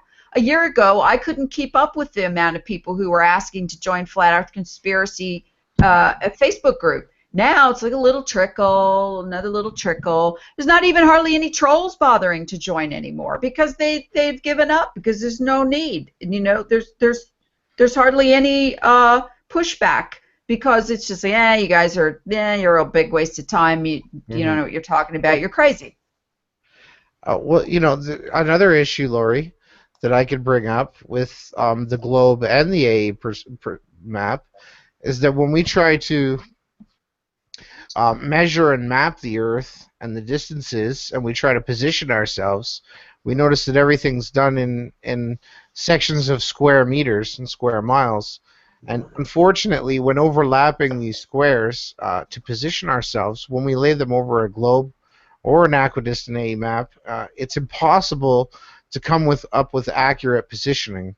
There's absolutely no way that we could map out a round world. Now, I know there's a lot of people that still don't understand the concept of the loop, or we could call it the circuit of the Earth and time. I guess I'll leave that for another time. But anyone that shows you edges of Earth and circular walls of ice, I hesitate to ask them where their findings in reality are found. I just wanted to. Because there is no edge. That's why there is no edge. Okay. You can't find an edge, and that's true on a globe, and that's true on flat Earth. This is one of the reasons why they've been able to pass the globe off for so long, because you don't run off the edge, you don't fall off. Because life in nature is cyclic, not circular. There's a complete difference between a cyclic action and a circular action. And what we need to understand is the different dimensions, with the fourth dimension added into our concepts and our reality, allows things to continue forward that way. Now, I'm not saying there's multiple universes. This is something completely different than that. This is the way that we can visualize weeks, days, months, and years. We don't see them in circular motions, because we know that the angular momentum and the physicalities of 12 o'clock noon at one time of the year, and then 6 months later, 12 o'clock noon would be 12 midnight. Now, your regular pundits and flat earth channels will bring that up, but what they don't explain is the fact that time is actually cyclic. It has a river, a flow to it. And this is the concepts that we need to be approaching, in my honest opinion. Okay, you brought up something that I'm just going to have to pick up on right here. Okay, so just bear with me for 1 second, because I need to screen share. That's not what I wanted. Hold on 1 second. Here we go. Okay, all set now. Boom. Okay, these are pictures of circuits. Okay, and in these pictures, I'm bringing the idea forward that a circuit has a continuation. Okay. And a circle just loops back around on itself. Ouroboros. Just come back to the same. It's a lap. You make a lap on a circle. You start here, you go around the circle, you come back to here. Okay? It cannot get bigger, it cannot get smaller, it's a circle. With a circuit, you have pathways. And in order for these to work, the electricity, whatever, has to be able to go through these pathways. Earth's sun and moon and stars make a circuit. They don't make a circle. And that's the only reason why I'm bringing this up. Okay? Yeah. So understanding the difference between the words is pretty important. Just because we can't see where the electrical energy is leaving and coming again on your computer chip, thus the stars, the sun, and the moon perform their circuits the same way. We don't understand how heavenly things work. We're here on Earth, but we can say that things move from east to west in a circuit-like fashion. Right. And where they go when they're not visible is a speculation. And this is where, instead of arguing about circles and maps and models and everything else, we as a community of interested researching people, all this time, imagine all this time wasted, that we could have been, open source dialoguing with each other all across this earth. What do you see? What do you see now? What do you see now? Where do you live? Is it dark? Is it night? Do you see the sun? Do you see the moon? What star constellations are over your house? All of this could have been logged and dealt with if we could just get along, right? If we could only just get along. And so this is the reason why we've come to this crossroads where we've called out this challenge. We're the only ones I know doing it. Nobody's asked. Flat earthers have debated other people, globers, but I don't know too many flat earthers that have debated each other on the point of what is the most true information. Muting you, Lawrence, because you're noisy. What is the most true information, and which are the things that we can all or a whole lot more of us agree on? And if there is somebody out there who doesn't agree and is some still small voice over in the corner going, but wait, what about this? We need to listen to that person and say, well, what about it? What do you got? Okay. I mean, look at this one voice that happened 2 weeks ago who made this movie No Forest on Flat Earth video, who made this No Forest on Flat Earth, and it's like boom, everybody, oh, have you seen it? Have you watched it? Oh, I can't watch it. I can't understand that guy. He speaks Russian, and he's not speaking Russian. He's speaking English with a Russian accent. So then all these people took it upon themselves to take the video and redo the voiceover and tell him what he's saying and so on. And I think a lot was lost in translation, but that's okay. That's just me. But the idea is, it's boom, this thing goes viral, and immediately a whole bunch of people agreed on it, and then slowly but surely some people started going, no, I don't think that's right, but it made a big splash. What is it going to take in Flat Earth to make a big splash again? Because we're stagnant in the water until we can all agree on a new direction. Because repeating and repeating and repeating, circling stars, moons, and suns under domes it's got no place else to go. It's not a circuit, it's a circle.